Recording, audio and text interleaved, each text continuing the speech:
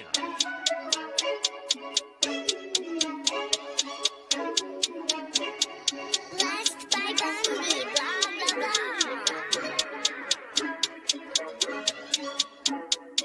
Started off with a bit, now I got coin. I see where y'all going. Been poppin' since Web 1, hella hoes on Web 2. I was living a dream, now I'm on Web 3. And it is what it seems, topping the pyramid schemes, I'm telling you. I'll sell you a percentage on Nebula. Shout out to Vince, he'll set it up. Surfing on the web and I'm shooting at 3. I've been golden when I got my G. I'm an alien boy from a different planet, yeah. So I got my drink, I'm riding in the 1920s Model T Ford. Car era lore. Call me Levi playing on the keys, boy. And I'm about to put my gloves on. If I said it, then I meant that. Yeah, I like that one, I'm about to get that. Crash that whip for the drumsticks, whiplash. I'm about to get them all. Are you with that? In a white boat, surrounded by blue. I want one, but I got a cop too. I wanna fly high in the sky, arms out wide, trying to soar from a bird's eye view. I'm on fire, Ricky, Bobby, cracking the pavement, Whitney, Bobby. I'm a Saki bomb, Hiroshima, Nagasaki. Bruce Wayne been a dog, and I keep it 101, cause I'm feeling kinda spotty. You sipping on some rock, and I'm sipping on octane. The only thing around my neck is the Started off with a blockchain. bit, now I got coin. I see where y'all going. Been poppin' since Web 1, hella hoes on Web 2. I was living a dream, now I'm on Web 3. And it is what it seems, topping the pyramid schemes, I'm telling you. I'll sell you a percentage on Nebula. Shout out to Vince, he'll set it up. NFT, Twitter, blockchain. Seeing with the ghosts and we ballin' like the Brown James. Crypto. We can make a trade, get the memo. Refuse not falling for the FOMO. Listening to Coffee with Captain. You know we worldwide, they loco. I ain't never gonna stop rapping. Orlando, yeah, we working magic. We rocking Ethereum NFTs. I just went and caught me a half base. Man, I gotta shout out Started the off with a boy. bit, now I got coin. I see where y'all going. Been poppin' since Web 1, hella hoes on Web 2. I was living a dream, now I'm on Web 3. And it is what it seems, topping the pyramid schemes, I'm telling you. I'll sell you a percentage on Nebula. Shout out to Vince, he'll set it up. Freaking the mood to choose one, but they got knowledge to move, son. I'm shocking in shades with my brother in suits, yeah, them blues is coming. Even though it's hard to pick, eeny, mighty, mo, soda on the mix, no biting lips, it's time to go. Index number 1, no thumbs up, you gotta scroll. Looking at the ghost in studio, it's time to go. I had a helmet on by myself until I met a mask that wanted to have a face off. So I had to bring my chainsaw, full tank of gas in the ride with my brakes off. I'm A1, but a different kind of steak sauce. Welcome to Coffee with Captain, powered by ApeCoin, where we dive into all things crypto, NFTs, Web3, and cutting-edge technology. Remember, nothing here is financial advice. Early-stage tech can be exceptionally volatile and risky. So grab your coffee and join Cap and Steve for today's conversation. Welcome to the future. Welcome to Coffee with Captain. For those of you who are on the video feed, we are having Spaces issues this morning. I'm going to continue to keep trying to fire it up, but it looks like the video feed on X also did not go out, and I've attempted to start the Spaces 3 or 4 times. First time it wouldn't fire at all, and then it started Spaces, but I was the only one in there, and it wouldn't allow me to unmute. So it looks like Spaces are down. GM all. As always, thanks so much for joining us. I'm going to continue to try here. It looked like some of the other Spaces popped up, but definitely having some issues with X this morning. I'm also riding solo today. So the one day where I'm co-hostless, the one day out of 905 shows without a co-host, we are troubleshooting in real time here this morning. Wild day in the streets, the Spaces streets. I'm going to try one more time here as we fire this up. I'm going to attempt to get a Spaces live, but we may just have to go video only today. For those, I guess I would say those that are on X looking for us, go over to YouTube or Abstract. But those that aren't on YouTube or Abstract are not going to be able to find us in those channels. So hopefully they realize that that is the backup plan. We will give me a second here. I gotta fire out this take 2 on the Space. We'll see if it works one more time, and if not, we will probably just let it die. Oh, yeah, go check out. Looks like Spaces may be live now. So let's see if someone can jump in there. If so, we'll roll with the day as normal. If not, I'll shut it down. Because right now it looks live, but I'm the only one. Oh, there we go. People are popping in now. So appreciate everyone's patience as we troubleshoot this morning. Spaces being finicky, so we will. You know what I might do here as I get this warmed up again. I'm going to play another warm up song, and then we'll get rolling here in a second. Give Spaces a time to get warmed up itself. For everyone out there that had Spaces challenges, appreciate you powering through and finding that. I say take two, but this is actually the third or fourth space I've hired up. But let me do an intro song here. That'll let me get my links pinned up top, and we'll get rolling here in about 90 seconds. Appreciate y'all being here, and we'll get started here in, like I said, just a minute or two.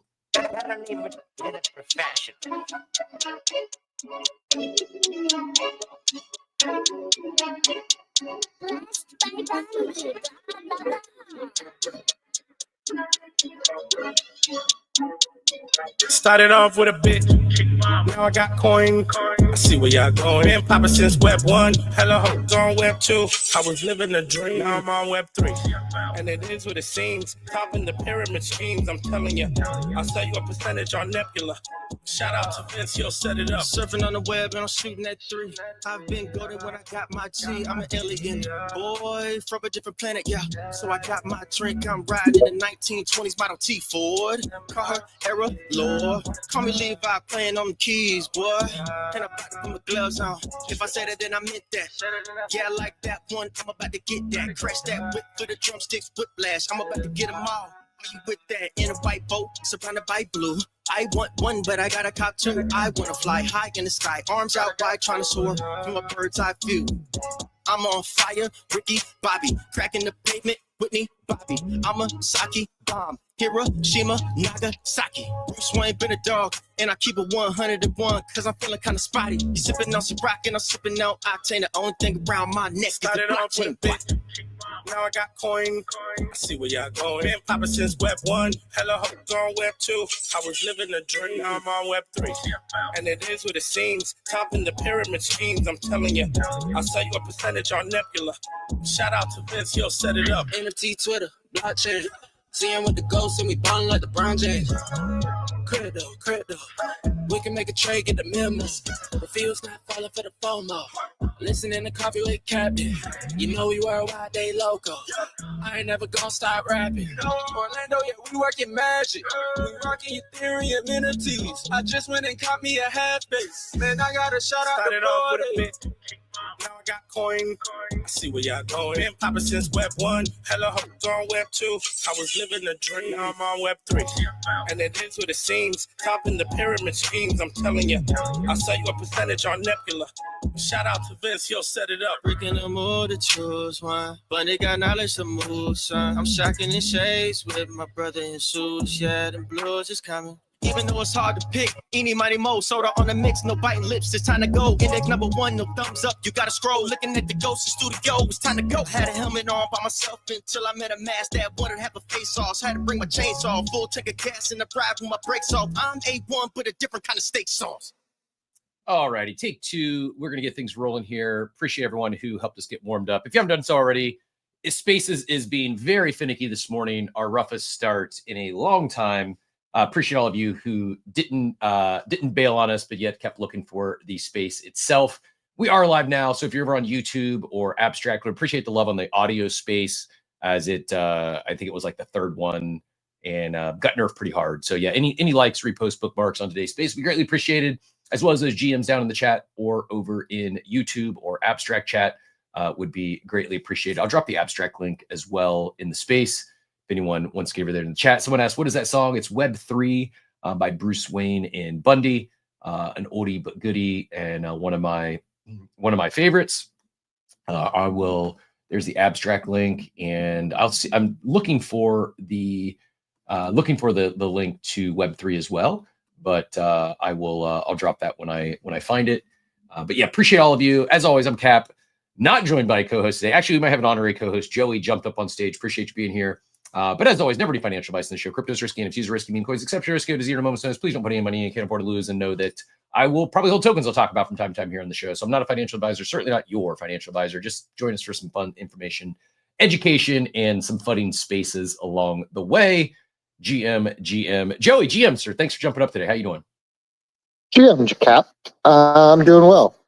making breakfast. It's actually a Steve breakfast in honor of Steve. Yeah. I'm making a hamburger with melted cheese and a runny egg on top. So it's Hamburger's like bold. Is this it's a Steve kind of breakfast. Hamburger's bold for breakfast. Is it like you had hamburgers last night, you had one left over, and you put it in the fridge and you're eating leftovers? Or are you actually from ground beef to hamburger starting one up fresh this morning? Yeah, so starting one up fresh. So I defrosted hamburgers, fish, and steak, and it all needs to get eaten because we're going out of town for Memorial Day weekend. So I'm trying to make sure none of the food goes bad. So I was like, well, I guess I'm making burgers with egg for breakfast because I don't want any of the food to go bad. Makes sense. I mean, smart planning there. Doing the chef's choice, clear out the fridge type day. I dig it. I have a few directions we could go this morning. Before I even start riffing, is there anything on your mind? Is anything that I know we were chatting a little bit about Lord of the Files and Dreaming? I'm probably going to save that one for later. But anything else on your mind? Is there anything that caught your attention that we should dive into this morning before we get into any deep Web3 news? I mean, I think this is the first time BTC hit an all-time high, and it's not all over the timeline with people saying we're back, it's another bull. I mean, I think it almost hit 108 in the middle of the night for us, and highest weekly close ever, I do believe. So we are in all-time, if not at all-time high, highest close. Like we are essentially all-time high. And to your point, yeah, it's no one's talking about it. So I don't know what it means, but it definitely does not feel like other all-time highs that came prior to this in terms of the sentiment and just the overall morale.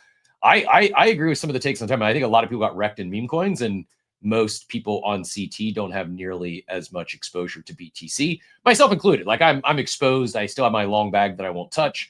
I maybe could have made more by playing the Ordinals game or participating more with it, but I just chose to let it sit, and I'm fine with that. But yeah, as I reflect back on 2021, I should have sold everything and moved into Bitcoin. I did not.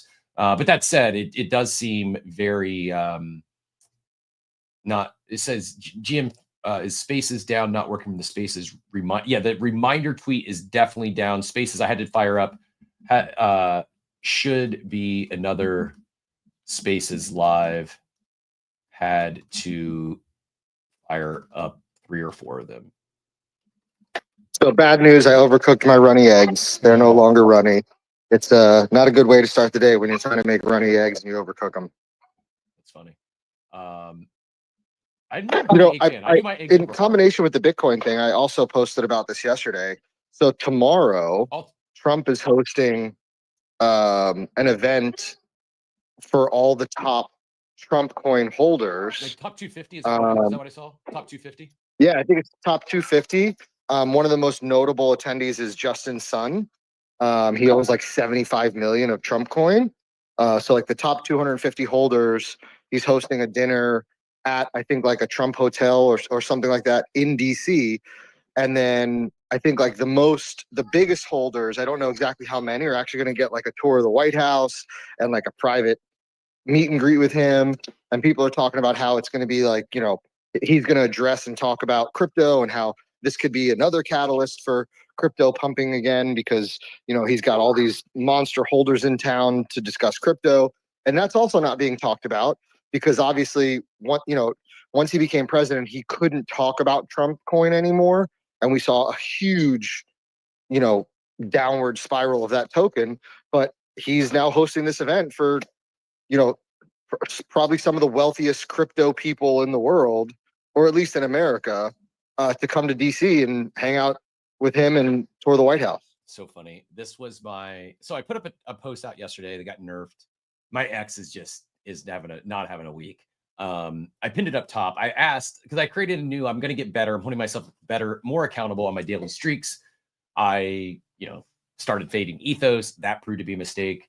I probably wouldn't have qualified for the drop anyways, but I certainly could have grinded and got the, NFT that's, a couple ETH. But I added in my daily streaks folder. I've got 90cc. They do a simple slot game. You get like 3 spins a day. Stream drops, which we do here on the show. That's pinned up top, by the way. Anyone playing along there. Ethos I added. Virtuals I added. I need to play around more there. I've been sleeping on. I was very bullish virtuals, and then I exited the ecosystem. And man, did I time that whole thing poorly. And then my last but not least was Myriad. It was one I added to for my daily check-ins. I asked, and no one saw the tweet, but I asked, what else am I missing? What are like simple daily tasks that I can get magical internet points, which probably someday convert to magical internet dollars? What else am I missing on my daily easy task? But I bring this up because the two things I voted on, or the two markets I bet on yesterday, was will Justin Sun move his Trump tokens after the crypto dinner, and the other one will President Trump wear pit vipers during the crypto dinner. I don't even remember which way I predicted or voted on this. I'm pretty sure I voted that he would wear pit vipers just because it was such a better payout. I'm not one to take heavy favorites, but I digress. What else am I missing? Daily, Joey, is there any daily task? You're probably going to tell me I should be going doing the BZ quest. Is that right? What else should I be doing? Yeah, so I used to be part of Zen Academy, and I became friends with Zeneca. And just randomly today, I decided to jump on his feed to see what he had been posting about, because he had just got back from his honeymoon. Congratulations, by the way, Zeneca. And I just saw he posted, if you ever owned any generative art NFTs or CryptoPunks, apparently there was just a claim that you got for owning that. I can go to his page and pin it up. It seems like it was something pretty, to his point, it seems like it was pretty quiet. Like he didn't even really know about it. So if you've owned any generative art, you might want to check and see if you're eligible for this airdrop. I'll go to his page real quick and pin it up top so you can so you're clicking the right stuff. But I mean, I'm trying to think of what outside of our ecosystem, right? Like ETH, Sol, I would wager there's probably a lot of daily tasks that we're missing on other networks. Yep. Like my cousin works for a project on Monad, which is Bitcoin, and they're on testnet, and they're doing Monad itself is doing all kinds of stuff that you can simple tasks that you can do like we talked about with other when ETH L2's launch, and it's like, oh, just go transfer repository tokens or whatever, and you get to earn points, and then like Barachain did, right? So I would wager there's probably a lot of stuff we could be doing on these other chains to earn free money. Yeah, I think you're probably right. I was looking for the post from Zeneca, and not able to find it. Although I did see he bought a $300 melon that looks pretty much identical to the one I can get for $3 at the local market. So I'm not sure what that's about. But yeah, if you find that, pin it up top. And if anyone else, I would be very interested if anyone else has any daily tasks, simple things. I'm not looking for I got to go play a game for a half an hour. That's outside of but something I can click through, as I'm listening to Modern Market and it'd be pre-gaming for this show. What can I do in a matter of seconds or minutes that shows that I am paying attention and doing the little things they would like me to do? Diego, I saw you flew up today. Do you got a daily task? I pinned it. Go ahead, Joy. Yeah, but I pinned it up. It was literally the post right above the melon on his timeline. And that melon apparently is super famous, for being, amazingly one of the most expensive fruits in the world. So it's kind of disappointing to know that it didn't taste any special for $300. I mean, did he say what kind of melon it is? It looks just like a regular, No, he got it in Japan, I think. He bought it in Japan, and it's this special melon and how they grow it and et cetera, that makes it really expensive. Japan has a lot of really expensive fruits. If you want to dive down the bougie, poshy, high-end fruit hole one day, there's fruits out there that cost thousands of dollars because there's a mango, I believe, that's produced in Japan that's worth thousands of dollars, and only the elite buy it. Yeah, seems a little silly, but I did pull up this R2 ARTU details below. How to claim. Make sure you click the correct link and all that. But yeah, check your Ethereum wallet if you're eligible to receive tokens on base, and yeah, worth checking out. we lost Diego. Diego, if you wanted to get on the conversation, feel free to throw a request back up. We'll bring you back up here. But the other thing that I saw kind of taking over the timeline last night that I know we would hit on this morning, and kind of a free open mic day. We have kind of a lighter news day, and appreciate Joey jumping up. I'm not sure how long he can hang out with us, but yeah, and with X giving us curveballs all morning, we'll see. We'll let the day drive us and go whichever direction it would like to take us. But the Cookie release, Cookie.fun released their version of InfoFi, their version of Kaito, if you will. So we now have Kaito, we have Wallchain and Quacks, we have Cookie.fun. Just yesterday on the show, I asked Fred, can anyone compete with Kaito? And the answer was no. They've got too much of a lead. They've dominated mindshare. They do. I'm not sure if it's insurmountable. I think they have a massive lead today, although because they're at such a premium price tag, I as I said yesterday, I think there's an opportunity, there's a gap in the marketplace that could be served by these Web3 agencies, the group that had been doing these tasks prior to Kaito. Not everyone's going to cut $100,000 check. So whether it's the existing Web3 agencies or someone like Cookie, or I'm assuming Wallchain and probably Cookie as well, because they're newer, they're going to come in at significantly lower price points than is Kaito.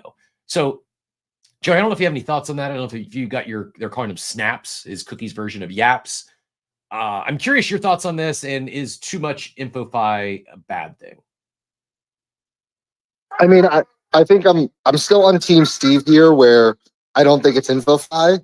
I still think these are consolidated marketing agencies, right? So I go back to what it was like in 2021 and 2022, where you, as a project, would have to reach out to these influencers and pay $50, $100, $200 for them to pin a tweet, right? Or if you get a mention or a thread or whatever the costs were associated with it, it was all very siloed. Like, you were reaching out to individuals, or maybe there was a small group of guys that all worked together. Like, if you remember, K Money used to be with what's his name? That guy that had the NFT Alpha group, that now he does like podcasts or YouTube podcasting now. Champ, right? Like Champ and K Money and whoever had their own little group. So like maybe you would reach out to them. I completely forgot about now. He completely out of the space now. I forgot about him altogether. Just not in Web3 at all. I think Champ is still. I think he's more focused on video, like YouTube and video content now. I believe his Champ's only NFT Alpha group still exists. But I don't know. I think the last time I looked him up was maybe 6 months to a year ago, and he was still kind of around. But he parlayed his success, his Alpha group success, and everything he did in the space, I think, into something bigger. Like, I think he started doing actual like podcasting now, and I guess it's going well for him. I mean, he did really well for those 2.5 years or whatever it was in the space. But anyways, the point is I think this is a way for you to, instead of individually negotiating with one KOL, right? You're paying a fee to a marketing agency like a Kaito or a Cookie, and saying, and again, I would still love to get somebody, if you guys could get somebody on the show that's actually used them and understand, like, is there a dashboard? What kind of analytics do they provide? Like, if you're paying $50,000 to $100,000 for this, what does it look like? Because, traditional Web2 marketing agencies, when you go to them and you say, hey, I want to spend $50,000 to $100,000 on a campaign, they have case studies and numbers that they can show you. So I think this is marketing. I don't think you could ever have too many marketing agencies, more than it is InfoFi. So I would imagine we'll probably see more of these pop up.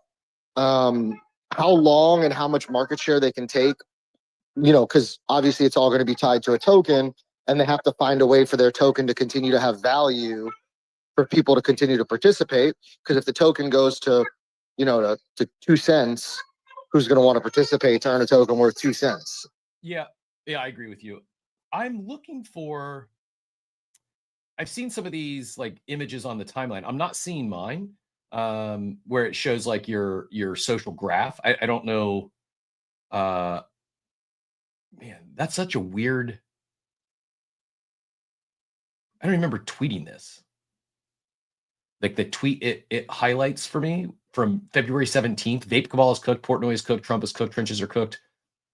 All the lies exposed by 100. This must have been after the Hayden flight to quality underway.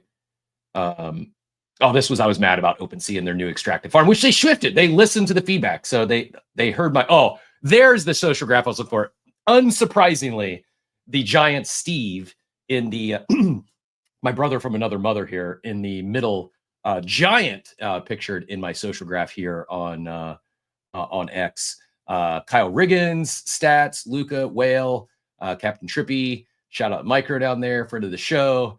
We got Basement Ron popping, Von Frunton, Beijing Dow, Vicky, FFB, Laura, Baron, all the friends here. Not the Briss Brian, not to miss anyone as I scan through this. That's my top 100, my top 20. Steve still giant. It's almost as if Steve and I hang out together for a couple hours every day on this app for the last few years. You might think now if Steve pulls up his social graph and I'm not the giant head, man, am I going to be down bad, Joey? But I joke, but not really. I'm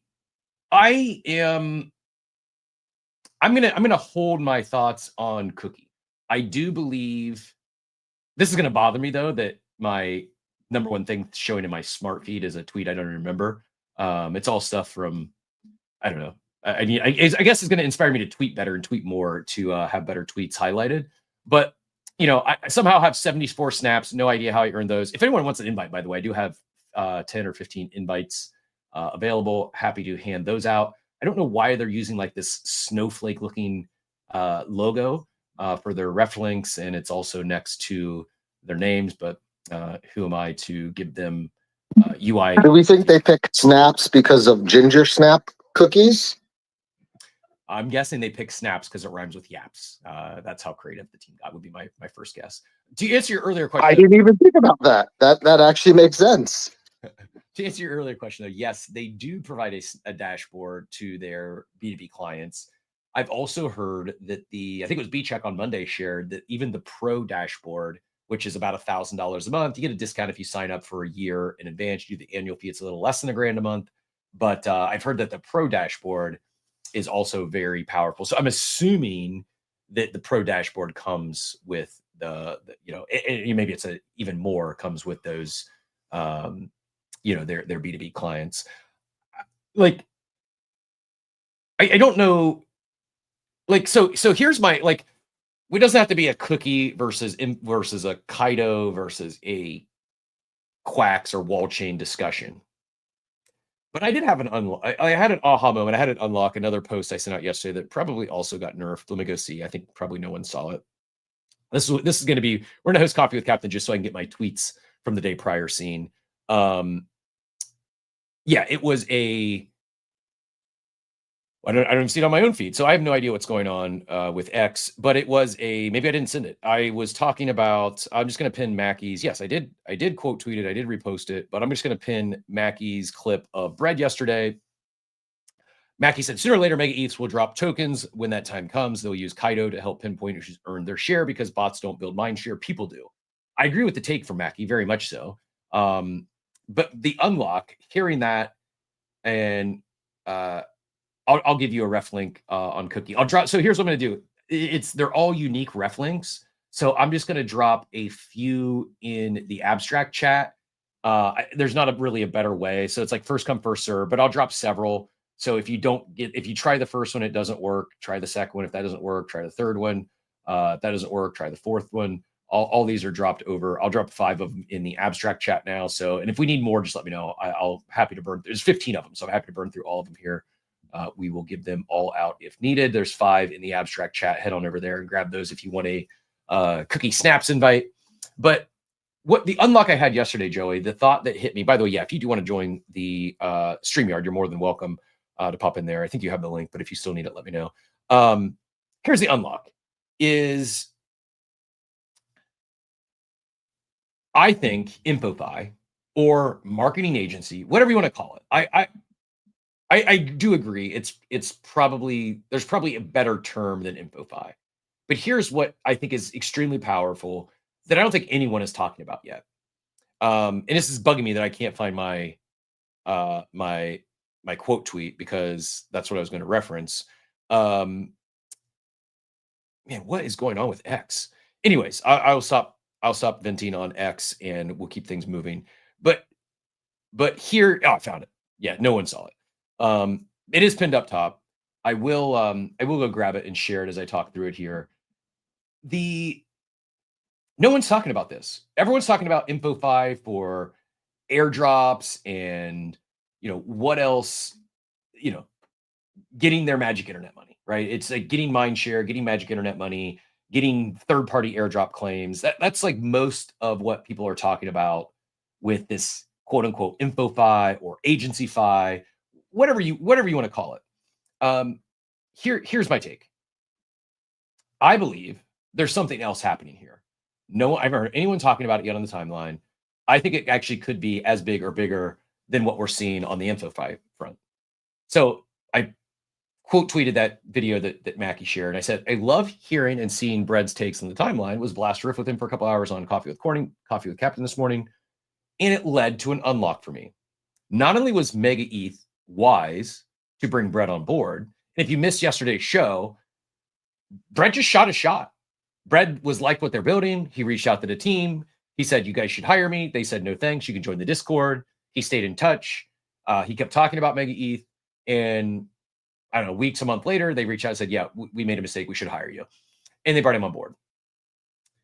What that led to the unlock is I think many other protocols and chains will look to Kaito not only for token allocation, but I think they're going to look to Kaito for their future hires. Not only their social team, not only their CMOs.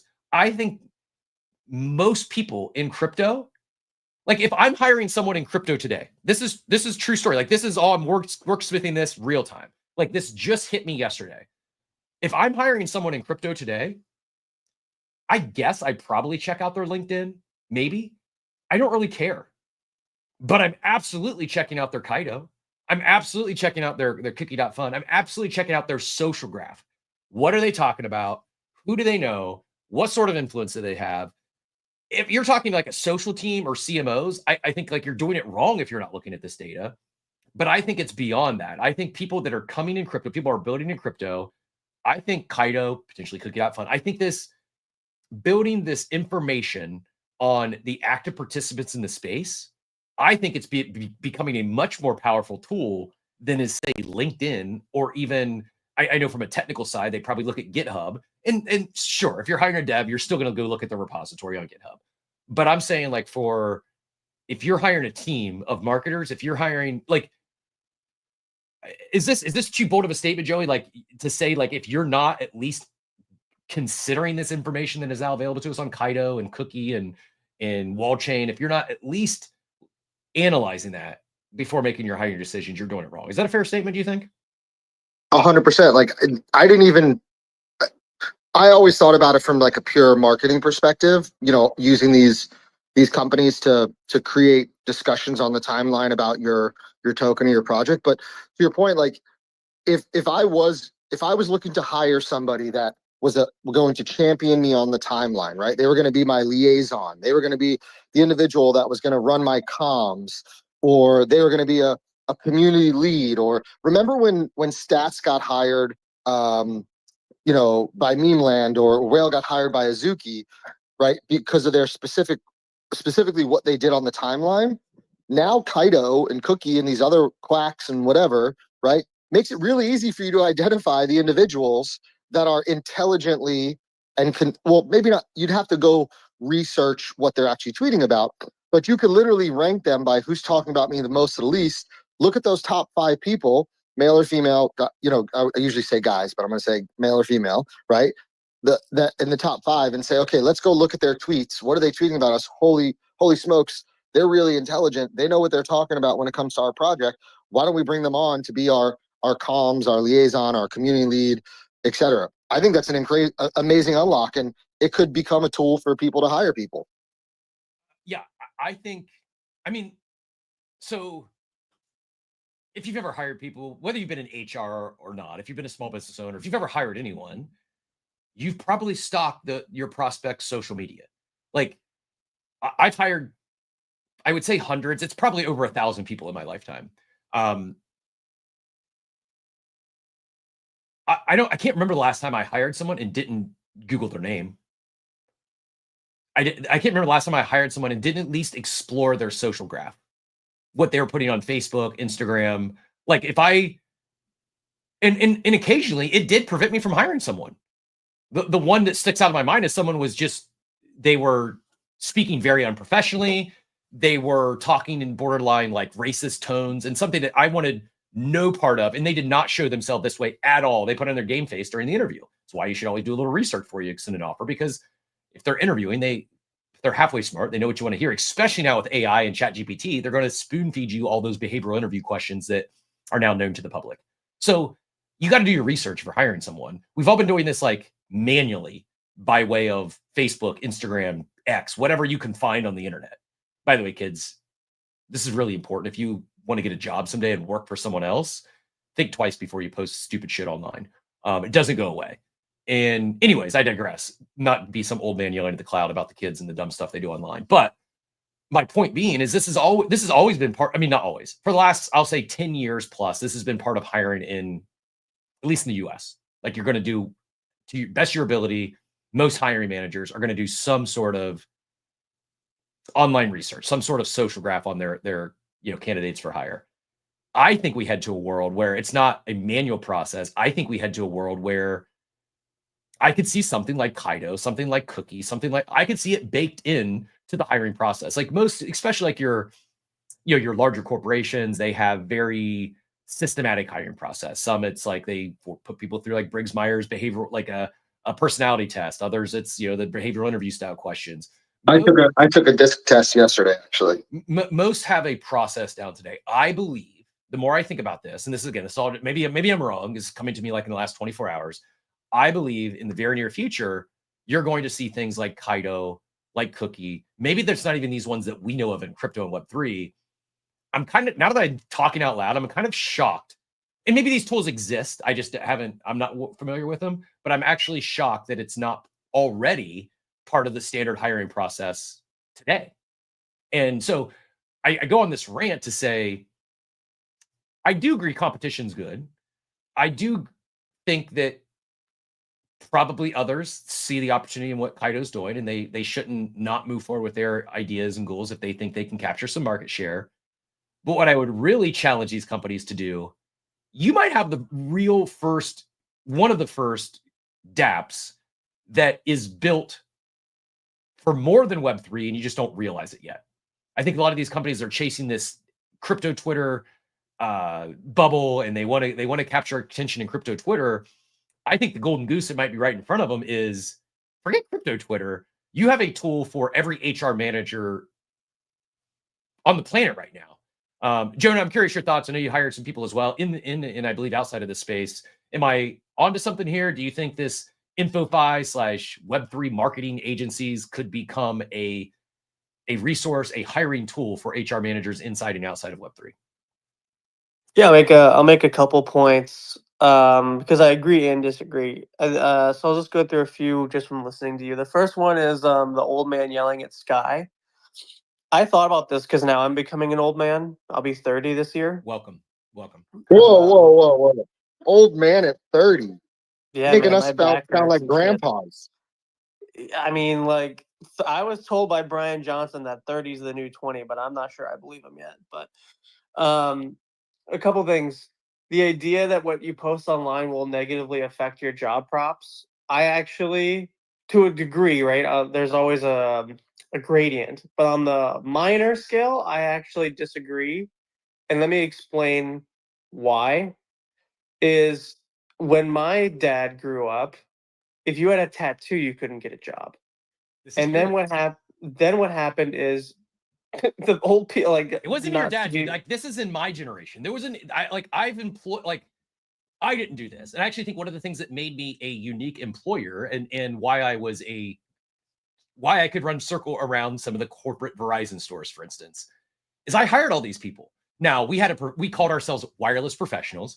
Our dress code was suit and ties. But yeah, someone came in with gauges. They weren't getting a job at the corporate store, but they had an incredible personality. I got all the quote unquote riffraff that corporate wouldn't hire, and they ran circles around the button up, dorks that were afraid to get a tattoo. Exactly. So that's what I'm saying. So what happens is, and this is the morbid part, old people die. It's just how it works, right? It's just how it goes. And eventually the people who couldn't get a job because of the previous manager didn't believe in their qualifications or didn't believe in their how they talk socially, all of a sudden they have no choice but to become the manager because all the managers died. And so it doesn't happen overnight. It happens over decades. But I think it was, the way back then, it was racial discrimination and sexual discrimination.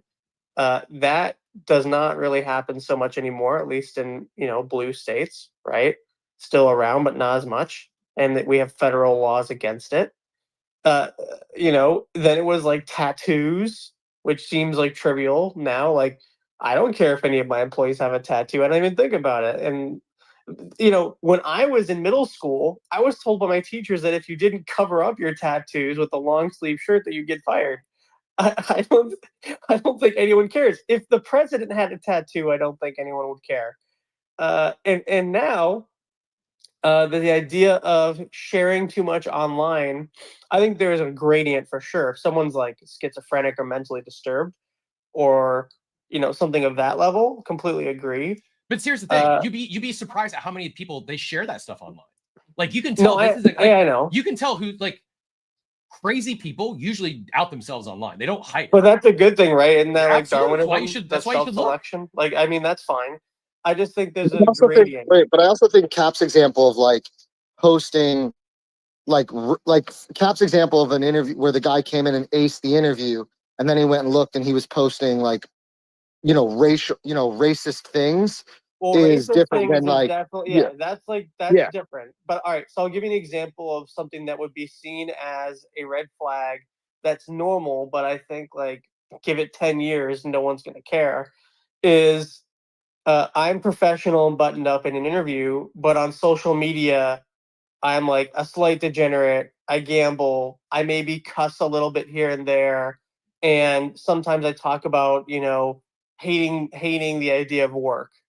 Now, that would be considered a red flag in a non-hire situation, I think, even today. But I think 10 years from now, when all the previous managers are either dead or retired or just don't care anymore, it's been normalized, the manager's going to be like, yeah, I hate work too. And I think there's also going to be this part of yeah, I hate work too to a degree, but I'm here doing what I like. I mean, I already have universal basic income because we're getting that. We have no choice. It has to happen. 60% of all people on the planet won't have jobs, at least in 10 years because of AI. I just think that whenever old man yells at clouds to give a warning to kids, by the time that warning is warranted, it's softened to almost being a non thing. It doesn't really matter. And I have other points about the InfoFi, but I thought about this a lot. I mean, I agree to a certain extent. Over a long enough time period, it probably doesn't matter as society and culture changes. But I still think it's good advice to not put anything online. I learned this. My dad did a lot of those. My dad did a lot of don't do this, don't do that, and half the things he said not to do ended up becoming for example, one thing that was known to not do is don't make porn. Well, it turns out that a lot of women on OnlyFans make a lot more money than me making porn. So it's just I don't know. I don't know if that was the right advice. I can't believe I just pictured Jonah porn in my head. I'm just making an example. Here's an example. Here's a perfect example. In my entire high school and elementary school life, my dad was like, stop playing so many video games. You'll never get a real job. You're never going to make money doing this. It turns out I have a job where knowing how to play video games is extremely important. So yes. So that's like the Mr. Beast story where he was skipping school because his parents were like, you're never going to make anything making videos of yourself, right? So there's always those examples. But to go back to Cap's point, as somebody who you have and have had an agency where people, they use you to market, grow, build their project. Do you think, to Cap's point, like you see a future where you will hire people or people will get hired based on their ranking on platforms like Kaito? So yeah, so this is where we get into the more important stuff. The other part was just more like reminiscing on life. The answer is yes and no.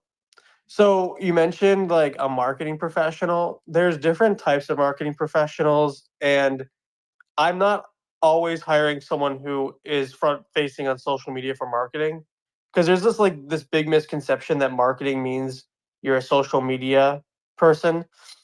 Marketing professionals in many ways are data professionals.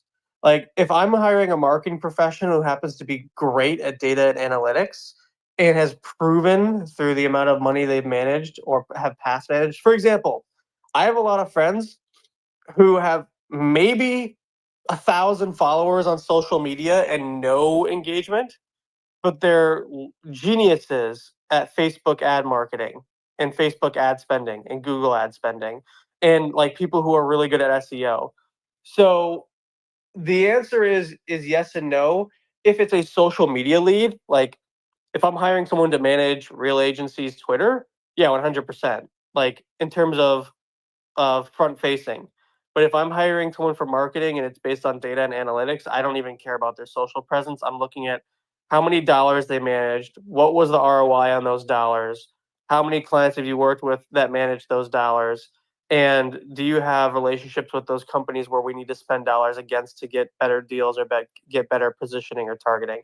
So it doesn't cover the entire gambit. The other thing with InfoFi is it's not really an agency, which like even if it was, I wouldn't be threatened by it because it's just like there's so many agencies. It's not a thing, right? It's like a contract business.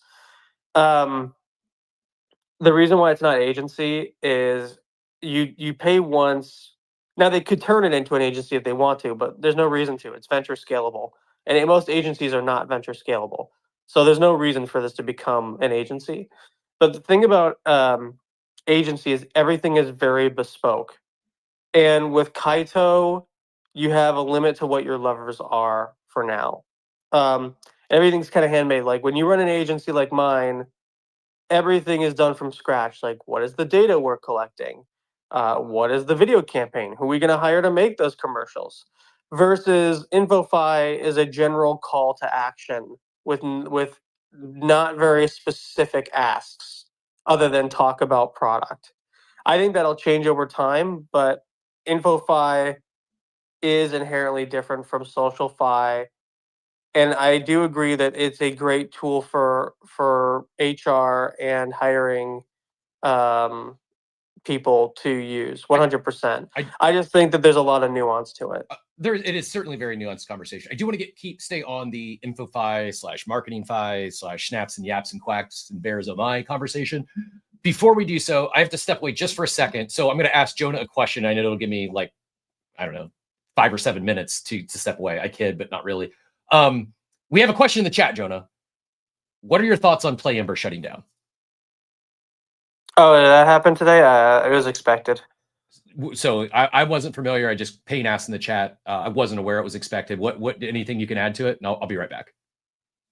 Games are a hard business. What can I tell you? Games are a hard business. They need to find users. I'm doing less shit talking. I'm trying to because I'm building a company, so I have to go back to founder arc. Like not just an agency, but I have a tech startup. So we haven't. Do you know how much? Do you know how much they've raised? Like what was their what was their venture debt, or like what was? I don't know the detail. I mean, we almost worked on a deal with them a while ago. It ended up not happening. But the big problem, and they're not the only ones that have this problem, is they get discouraged by the games they're making, and also they're like, and I'm saying this in the nice way. Like it's not bad. They try to make casual slop, and the casual, like when I say casual slop, it's a hyper casual studio that makes mobile games for people that, and if I'm being honest, have a very low IQ. And that's not meant to be offensive. What would be a popular game that you feel like falls into that category? probably Whiteout Survival. But that one's like at massive scale, right? But it doesn't really require much strategy. It's just pay as you go. Um, there's this idea that hyper casual will work in crypto, and I think there is a case for it, but crypto native people like to feel like they're intelligent and they found ways to extract, which do not go well with hyper casual games that require that. Like, if you're going to build a hyper casual game in Web3, it has to have social casino or it has to have intelligence. It can't just be a casual game for the sake of casual and then people will earn on it based on like spending. I think that a lot of mobile game studios and regular game studios do not understand the audience here. And even if they did, the audience is simply not large enough to even study unless you're a real indie studio that's not raising a lot of money.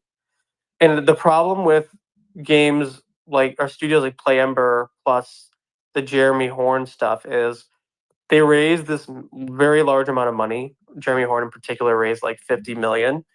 And if you put in a $50 million check to a company, or at least a group of people do, the game has to make like 200 million to ever see your money. So it's just like automatically, if you put money into a company, and let's say you even put 10 million, right? What's the value of investing in a company where you put in 10 million and you don't expect it to potentially breed a 10x? Because at that point, you might as well be a liquid fund and put money in ETH or Solana or in Bitcoin and get your 10x with like way less risk. Does that make sense? No, yeah, of course. Oh, your back cap. Yeah, go ahead. I was going to say, yeah, it definitely makes sense. Do you think that part of the problem is forcing people to, and because I've been a big believer, forcing people to on-chain gaming, because I've been a big believer that gaming will operate better off-chain, but then assets and things like that belong on-chain. So do you think the idea of like... Are you sure it's Play Ember that went out of business? Because I'm on their page and it doesn't. There's nothing that says that they're out of business. Payne, I don't know if you got a link or something that you can share on that. I just unless maybe John Hook said something, because I'm on their company page and there was no announcement of any kind. Payne's starting rumors. I mean, it looks like the CEO hasn't tweeted since like 16 hours ago, and it was just him talking about social graphs. Like, there's nothing here about. Looks like their last official X account post was just yesterday. So it was an article in Forbes said on-chain gaming, Play Ember, Pixels, and Pirate Nation lead the revolution. Well, that's not out of business. Are we sure it's Play Ember? Like, the only reason I thought Play Ember might go out of business is because both of them and Jeremy Horn are trying to focus on offer walls, which, again, I'm even looking at doing that. It's just like a different kind of business. What's an offer wall? I'm not even familiar. It's first I've heard the term. An offer wall? Oh, you haven't heard it because Apple banned it like 10 years ago, but it'll come back. What is it? Now that their laws have changed. Basically, you can build an API in between games and be like, Sploot's web shop has a deal where if you go download this game now, I'll give you like $20. That's what an offer wall is. KG made a tweet per Kagi, that's someone who's really reputable. Speaking of people worth hiring or not. That's a joke, by the way. So you know, he's only called my friends the N-word. Unconfirmed then that Play Ember is. Well, I can confirm he's called my friends the N-word. That I can confirm. It says 2:34 a.m. So maybe he was on one last night. Fake news. I don't know. We'll see. It's still developing story here on Coffee Media. Well, it could be that they have inside info and they know it's coming. I mean, that's a very strong possibility. It's news to me. Like, the reality is that most of these companies don't tell me until last minute because they don't want me tweeting about it. Because like when I tweet about it, it's usually certain. Doesn't help. Well, this says, his tweet says Play Ember Sword, which is not. That's the. I was going to say that's not the official. Yeah, Play Ember Sword. Different company. Yeah, so Play Ember is Play John, if you're listening, I'm sorry. I had no idea. I thought your company was out of business. He probably already hates me. But Ember Sword is an old game. Yeah, that game has been dead for a long time. They tried to build an MMO. Building a crypto MMO is like snorting crack through your toenail. It's like not possible. Yeah, so we apologize. Not play_Ember, but play Ember Sword is shutting down. That game was all right, but that was a game that was literally born out of the Axie Infinity days, and I expect most of those games to fail because they were all trying to copy Axie Infinity in some way, and it just didn't work. One more gaming question, then we'll probably get back to InfoFi, MarketingFi, etc. The yaps, quacks, and I want to talk about that too because we are building an InfoFi product, so I had to study a lot of this. So. What? Maybe I should not share the comments. This is a new feature in StreamYard where you can show comments on stage, and we have Payne confirming he's scum on stage. So Payne, you can let me know if I leave that up on the video feed or not. Your call, but yeah, new feature. We are now the chat can be seen in on screen. I think it's just the YouTube chat that's coming through right now, but. Where one of your audiences said what's my background to say that anything about gaming pre-Twitter following. I run a gaming venture fund. We're investors in Epic Games Discord. I own majority shares of a public company in Sweden, and I've worked with like 20 different games on their go-to-market. Sorry, go for it, Captain. I think the question was your start. Were you? No, no. I didn't see it as like questioning who I am in a negative way. It's just like, just like InfoFi, like they should know who I am. That's who I am. That's my background. And Doomer says my gaming career also started on the Commodore 64. Maybe today, actually this will be our the more you know brought to you by ENS. Let me just fire that up right now because I have a good on the fly more about the Commodore 64, believe it or not. So we're gonna do a quick more and then we're gonna dive back into the snaps, yaps, and quacks conversation. The more you know, brought to you by ENS. The more you know, brought to you by ENS. Head over to ens.domains to grab your ENS domain today. We're talking Commodore 64, the quick more brought to you by ENS. Never the same without our guy Steve today, but we are making do this week. Talking Commodore 64 gaming. Did you know the Commodore 64 was the #1 selling computer of all time? I would have not guessed that. I probably would have guessed like the Apple II, maybe an IBM model, but it's actually the Commodore 64 is the top selling computer of all time. Did you know that, Jonah? Even today? I mean, more than the MacBook Pro? Yep. I presume that's crazy. I thought it was crazy as well. I did not know. Is it because it was basically the only one you could buy back then? No, that's probably what it was. That's probably what it was. But I did not know that. That's really cool. Yep, I thought the same thing. Blew my mind. But yeah, not only was it one of the only ones that you could buy back then. It's also, if you think about it, like how many years did they sell the Commodore 64? I don't know. I mean, I wasn't alive, so I couldn't. I played on one, but it was out for years. Whereas the MacBook Pro's if you look at like all MacBook Pros sold throughout all time, it's probably the top selling computer. My dad has. That's like my dad's an old head. He's not listening to this, so he won't be offended. In his house, he has one of the first. You remember those iMacs, but they were like weird, almost oblong shaped, and they had like a transparent back. Do you know what I'm talking about? They were different colors. I used one of those, I think, in high school. Yeah, my dad has one, and apparently they're like collector's items now. Like they go for a lot of money, and he just is just sitting there in his house. It's like this beautiful navy blue giant iMac that's the size of a weird cathode TV. So I'm going to date myself here. I went to actually my first year, half of my freshman year in college was the late 1900s. The rest of my college career was in this millennia, but the first half of my college career. So I don't know. I'm getting conflicting information now that I did this more, because I would have guessed the Apple II was the top selling computer of all time. It was not. It's actually ranked number 4.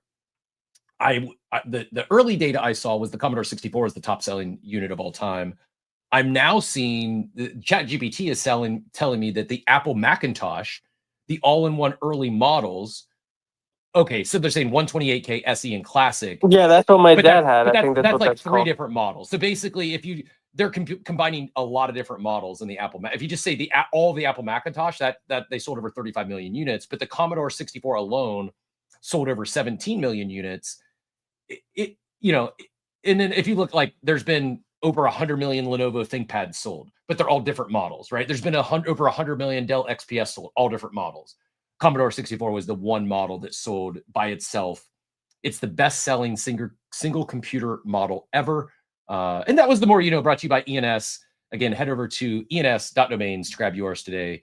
Appreciate our sponsors at ENS, and we'll bring it. We'll bring it on Friday to bring a better More You Know for our friends over at ENS. Go ahead, Joe. To your point, it was in production for 31 years. I just looked it up. Yeah. The Commodore 64 was in production for 31 years. And my uncle, we had one as well. My uncle had one. Those floppy disks, real nostalgia. The big floppy disk. We used to play. My favorite game to play was Tapper. That was the one where you would have to grab the beers and refill their beer mugs. Man, the good old days. I'm telling you. The best Commodore games I played, the first ones, like it was Jeopardy, it was Wheel of Fortune. Those were just instant classics.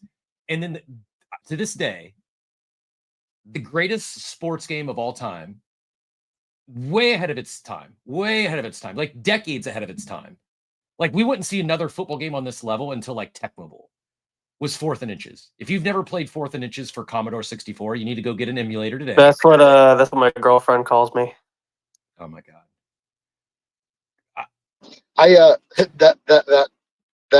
That was a lot of information there. We've got Jonah fans talking about making his OnlyFans account today, talking about his 4 inches. I'm telling you, this is how you keep retention on Spaces. You gotta say stuff that's so out of there that they have to stay on for a few more minutes to see what else Most I'm gonna people say. wouldn't admit that in public. The only person I've ever heard admit that in public was Chad Johnson, Ocho Cinco, admitting he was 4 inches, but he's had work done now. He's no longer is in that category. But yeah, did you ever play Commando on Commodore 64? Yeah, also a good one. But yeah, Mack Truck and Joe Dakota, and we got Payne. we have Payne jumping behind the scenes in the green room an hour early today. So maybe he's had a little too much Jonah OnlyFans talk this morning. He's coming to get me back on point here. I don't know, but we're all over the place this morning. Steve is rolling over in his grave. He bounced. He's like, I've had enough of this. I got to go get some work done. Well, I have a question on these. If you call your tokens snaps, isn't that copyright infringement on Snapchat? I'm guessing. I have not looked, but I'm guessing the word mark snaps is probably not trademarkable. It's just common word. You can't trademark common words. Well, you can. Yeah, I guess that Where's makes sense. Where's Beer when we need her? Yeah, I'm not an attorney, but I'm well enough versed in trademark law that you can't trademark common words like that. They could trademark their logo associated with snaps, but it's a common word, and it's not. I don't believe it's copyrightable or trademarkable. In my past experience dealing with IP attorneys and trademarks, it's like Apple. You can't copy the Apple logo, but Apple doesn't own the trademark to the word Apple. Like, it's just, you can't. Yeah, it makes sense. Makes sense. Yeah, so I think they're fine. Yeah, now, I'll shut up now and just listen. But send me your abstract wallet, and then pick someone in your audience, and then give me their abstract wallet, and I'll do a giveaway for my game that's coming out next week. Assuming it's launching on Abstract. Yeah, it's an abstract game. Yeah. Nice. Well, you heard it, chat. Drop your abstract wallet. Let's do it in the abstract chat. To be fair to the chain over there, drop your abstract wallet in the chat, and we will we'll get it over to Jonah here before the end of the show for a game coming up soon. Can I ask? And then I promise we are going to get back to snaps, yaps, and quacks here soon. Why abstract? I know you're working in the industry, several games, but why did you choose abstract for this one? The community is fresh and organic and inherently different from the Solana community.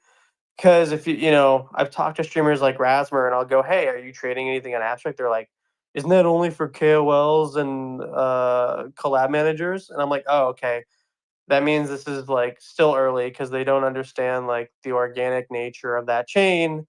I think it's funny you say this. I've actually seen a few people. I think Shiv got on recently. No, which would be really surprising since he was from that community. Someone that's like relatively big in the space just created their abstract wallet like in their first XP farm was last. It's still very. That's like I've noticed that because a lot of people you're just in now it coming and in. I'm in it, but it feels like there's still a lot of people, even in crypto Twitter, who don't even have an abstract wallet. Mm-hmm. And so there's a couple of factors. One, they don't have the chain token out yet, which means people still have an interest in like using or trying any app. It doesn't mean that our app is bad, but it gives us a better discovery opportunity. The other is that there's a real community, and that community is actually, for now, pretty wholesome. Like just generally, there's a lot of really cool people, and they're like, they're not bullshitters. They're real people, doing real things. I've also talked to a lot of their team, and our interests do align where a game makes sense there because they genuinely want to build basically Web3 Steam. Like that is like if you want to know what their goal is, they have the mission of building a new type of Steam, and it just so happens that live streaming is a part of that, which is something that excites me. And the particular art that we have for this game matches with a lot of like their art themes. So there's just a lot of things, and this game is like it's not my coup de grace. It's not like the greatest game I've ever designed, but the game is a social casino that's basically Capybara Go meets Gacha. And season 1 will be more on the casino side, and then season 2 and 3 will be more on the game and strategy side. But we built it like an ad network. So we have 9 meme coins that we partnered with and contracted with. And when you win their meme coins, and it goes directly to your wallet. Very interesting. I don't know what's going on. Apparently, you can't post your wallets in the abstract chat. Anyone who's posted your wallets, I'm not seeing any of them. So you're going to have to go over to the X chat, drop your abstract wallet in the X Spaces chat, and we'll pick a winner out of there. Wasn't aware. Hey, Cap. Yeah, I can't see any wallet. On your, I see people posting, but yeah, it must be a privacy thing. I don't see any. I can see people talking about the wallets they're posting in the abstract chat. I see you can see your wallet, but I can't see any. There's no wallets in the abstract chat for me, so it must be some privacy thing they have turned on over there. Just you'll have to head over to the X chat, drop your abs, make sure it is your abstract global wallet. Drop that in the X chat, and we will pick one to get to Jonah here before the end of the show. Go ahead, Joey. hey, you mentioned we're having that brief conversation about snaps and IP, and then thinking back about the Play Ember thing. It's interesting how people choose names for their brands or their companies that are so closely connected to other ones, and an honest mistake like today happened because one is Play Ember Sword and one is just Play Ember. So it made me think about like choosing the name of your company and branding yourself and considering what else is out there. Yeah, I think names are underrated. I think names are one of the more important things you can do when you're starting a brand, and I don't think many people value the name as much as they might. Maybe they should. Also, yes, you are correct. Thanks, Diego, for correcting me. It wasn't Shiv. Shiv obviously already in abstract. It was Ming from Azuki that just jumped over to abstract, got their first XP this week, and he's not the only one. I've seen several others. They're just now, we're like a couple months into this thing. They're just now starting to explore the chain, and seeing that has me becoming a little more bullish on points and TGE. I've not been farming it. We stream from there. I'll play, a couple games. I'll do, maybe hold an NFT or two, but it's not been a really more of a passive farm for me. But I'm getting more and more bullish as I feel like a lot of CT is sleeping on the abstract TGE. I'm not like over the top of like excited about it, but I'm getting more excited that people are Seem to be sleeping on it a little bit. So all that to be said, NFT Cutie, I saw you throw your hand up here. Go ahead and get in here, and then we're going to get back to the snaps, quacks, and yaps conversation. GM. GM. So I saw a lot of snaps post today, and a lot of influencers, KOLs join the Cookie.fun platform. So what do you think about this strategy of onboarding KOLs first and then the general crypto Twitter? And because Kaito didn't do it, and this might be some strategy from Cookies.fun to get a buzzword around crypto Twitter and then onboard general audience. It's a good question. So I don't know if it was like the top X whatever. I don't know how they I had 15 invites, but my understanding is not everyone even had access. I didn't get an invite from anyone. I just logged. Now, I did access Cookie before, like the Cookie.fun. Had a bunch of points in there, ended up getting no allocation. I missed some step in the process. I got no Cookie allocation despite having millions of points in their first farm. That's on me. I'm sure I did something wrong, user error, but I digress. I don't know how they determined who got invites, who didn't.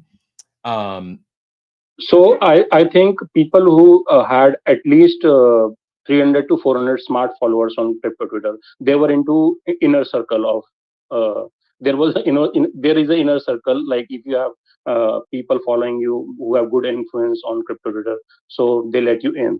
So I had something around 600 smart followers as per Cookie.fun. So they let me in. So 600 got you in. Okay. Yeah, this is a great example of somebody using Kaito to curate access, right? Like they probably looked at like he's saying, the Kaito smart follower and said, who do we want to give access to Cookie to first? Well, yes and no. Like so they're taking that methodology, but like on Kaito, I only have 2,700 smart followers. So Kaito, of all my I don't know, 32,000, whatever my following count is, about 10% of them, 22,766 are smart followers according to Kaito. On Cookie, however, I have almost 2 times the amount of smart followers. Cookie says I have 5,530 smart followers. So there's definitely they didn't just take Kaito's smart follower list. They created their own smart followers based on some. No, I meant they used. He's saying that you had to have at least 500 smart followers to get an invite. So I'm assuming they used some of the methodology from Kaito to determine who to get invites, right? Methodology, yes. But NFT here, are you talking? You had 600 smart followers on Cookie or 600 smart followers on Kaito? I am talking about 600 smart followers on Cookie. Cookie, yeah. So like when you log into Cookie, you'll see your dashboard and it lists your snaps you've earned. It lists your mind share, your top percent. So like somehow I'm top 0.1% year to date on CT. I don't buy that. I mean, maybe there's just far more on CT that I'm aware of, but or they're counting spaces or something because I'm not that prolific on the timeline. I mean, you can see yesterday I did 2 tweets and I think they each got 100 impressions and less than 10 likes. I'm not a ex KOL by any stretch. What are you posting out of curiosity? Because I bet I could fix your algorithm. What are you posting? What am I posting? Yeah, what do you post on average, like on any given day? Whatever. I mean, yesterday, sometimes. Well, that's your problem. That you just nailed it. That's why you're having issues. Like, and I don't mean whatever is like. So the way that you're gonna it's called niching out. So, like for example, for better or worse, I'm known as a Web3 gaming guy, and so I had a dedicated follower group of people who wanted to know what I was going to talk about because I had a lot of conversations about a specific topic.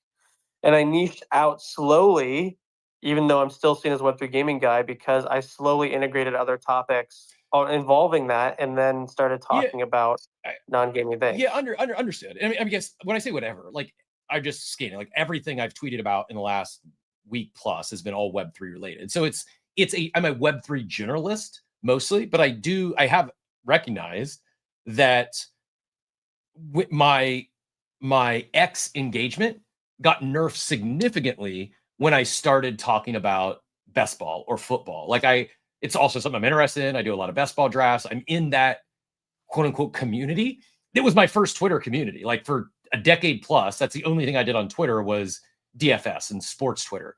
and I don't know, I maybe had 1,000 followers, and then Web3 came. You need to think about it like this. Someone who is way better than me at marketing said something to me that was like a really big epiphany on how to grow accounts. It was like, we are not living in social networks. They're not social networks. We live in an era of interest networks. And it started with the TikTok algorithm, because they're the ones who mastered this, which is the more you talk about an interest, the closer you'll get to that bubble of interest when your account forms. So either Captain, you go all in on football with this account, or you make a second account dedicated to best ball. And I guarantee you a fresh Twitter account with the verification check after enough time will probably get way more reach in that football circle than the Captain account if it's talking about crypto. Yeah, and you're right. I know this. I don't really want to manage 2 accounts. I really don't want a separate account. I do want to do more content in that world, but I also know right now, if I post it on X, it's negatively impacting my reach in crypto Twitter. I'm aware of this. I acknowledge this. I just need to come up with a better, if it's like, to your points, either maybe I've thought about maybe only posting football stuff on like a Substack, and then I'll maybe just share that link, or I don't know. I know make an Instagram Reels channel. To be honest, like right now, if I were starting a fresh channel, it wouldn't be YouTube, it wouldn't be even TikTok, it'd be Reels. Reels is just crushing right now, and I've spent money on all these platforms, and Reels seems to be doing really well with discovery and buying opportunity. It's really great. Mark Zuckerberg or whoever is underneath him is crushing on Reels right now. It's the first I've heard Reels over TikTok recently, but I'm not deep in either. And that's probably the correct answer, actually, is go elsewhere. For if I'm going to do a second account, I should probably spin up. I can even do the same handle, just spin it up, because I have essentially no presence on any other app. I mean, Instagram is my personal, it's like dog pics, and never on Facebook or LinkedIn. But I mean, really cute dog pics of him carrying giant sticks. Yeah, he is. I'd put Duke's stick carrying abilities up against any other dog. He is.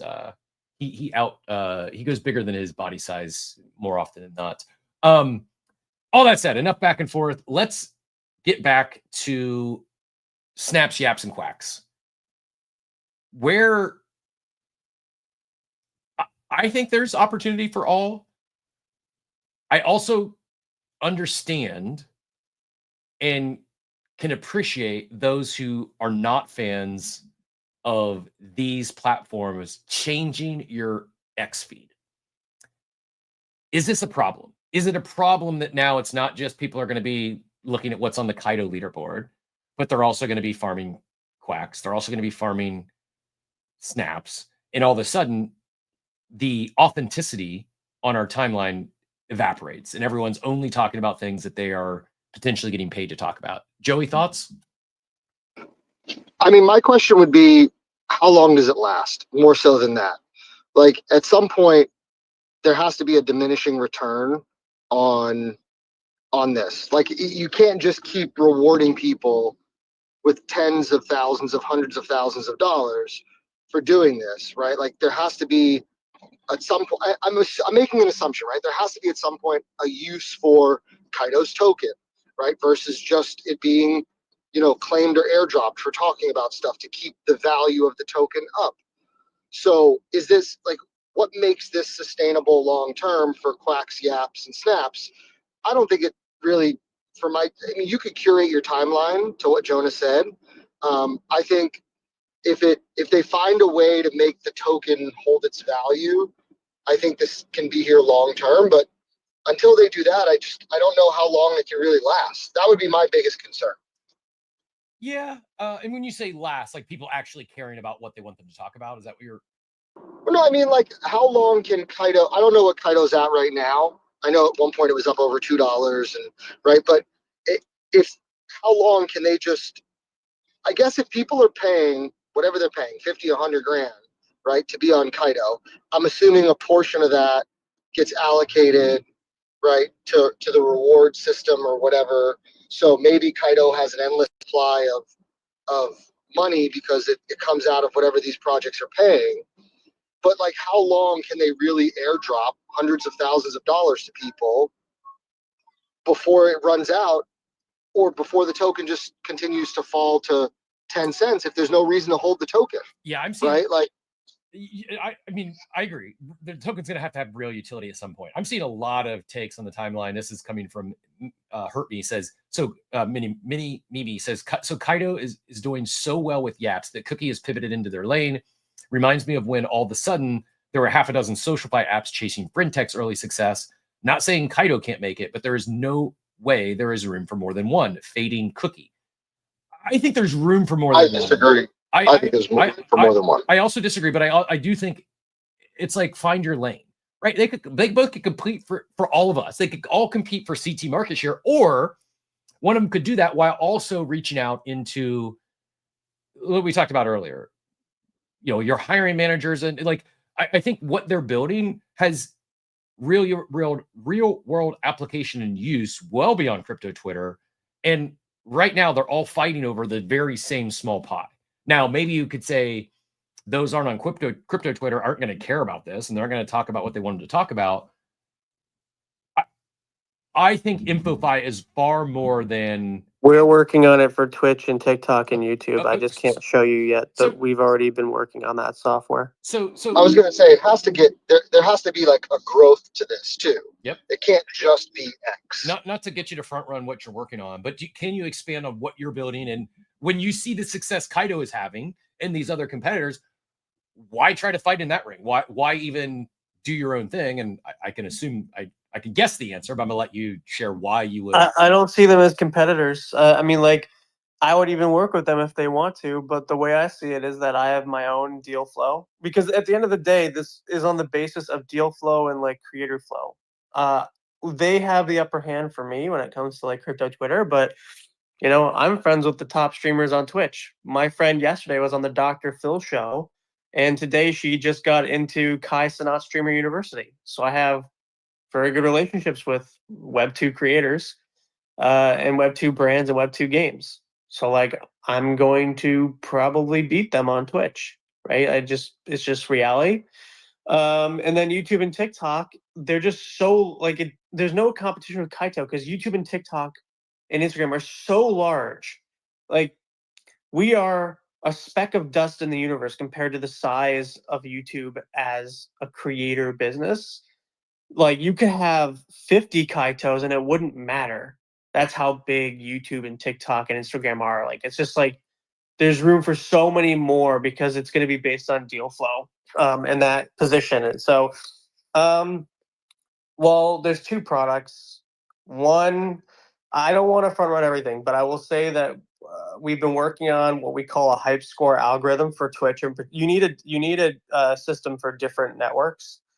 So the one that's closest, because we'll demo it probably in June, is our hype score algorithm for Twitch, because they have the best API of any Web2 social media network by far.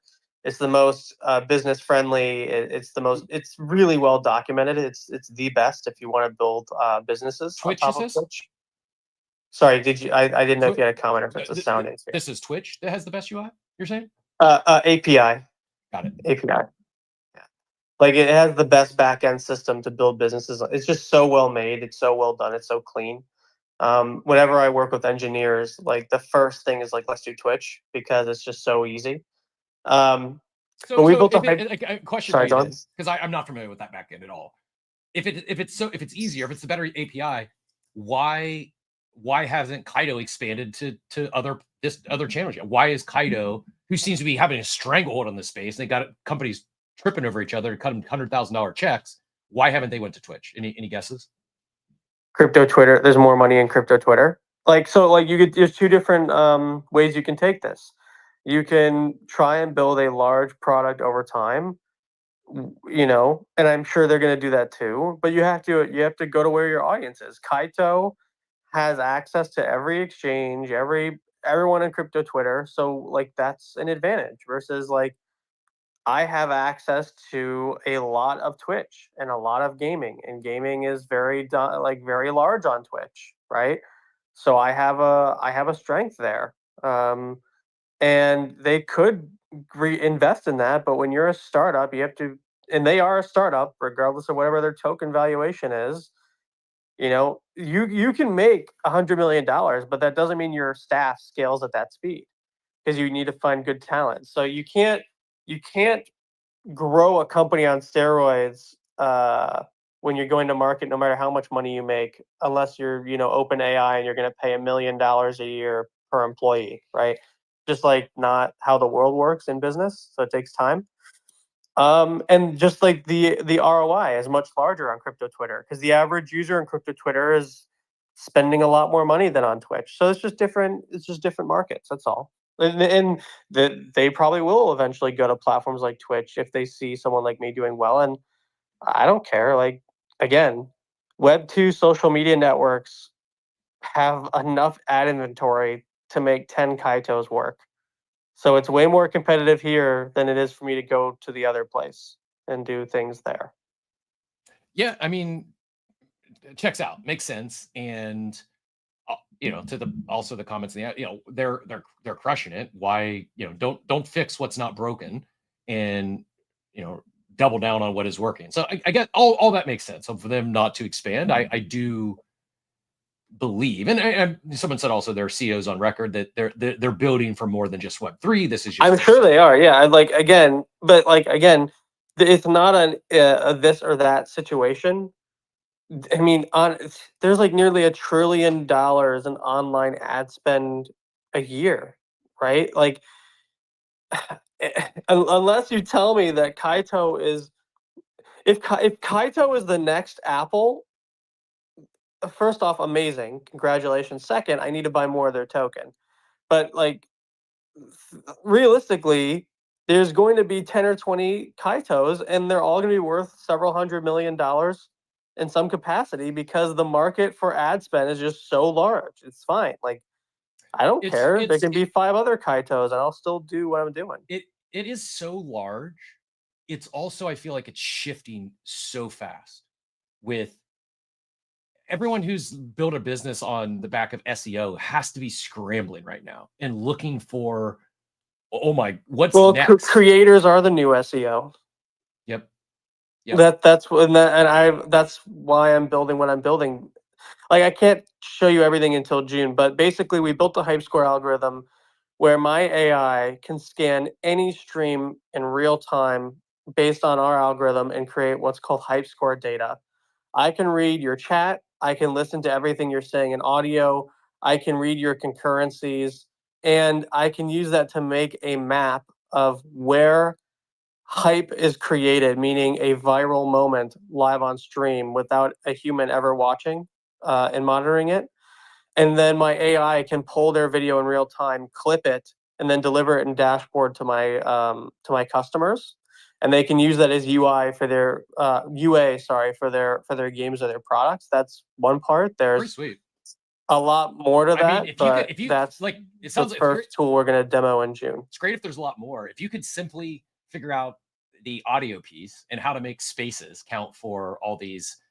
We're doing Twitch first. There's just like, I'm just going to be honest. I love your show, but Twitter Spaces are far too small for a business to make it like their model. Like, it's just the amount of money you pay to Twitter is not worth the cost of measuring spaces. I just want someone to figure it out, then give it to Kaito, give it to Quacks. That way we can start getting extra free internet money for the time we spend on this app. But I think Quacks should do that. I think that's because Quacks, like, I've talked to the team at Quacks, like, they need to start competing much faster, because they have a great team that's very talented, but the irony is they themselves are bad at marketing.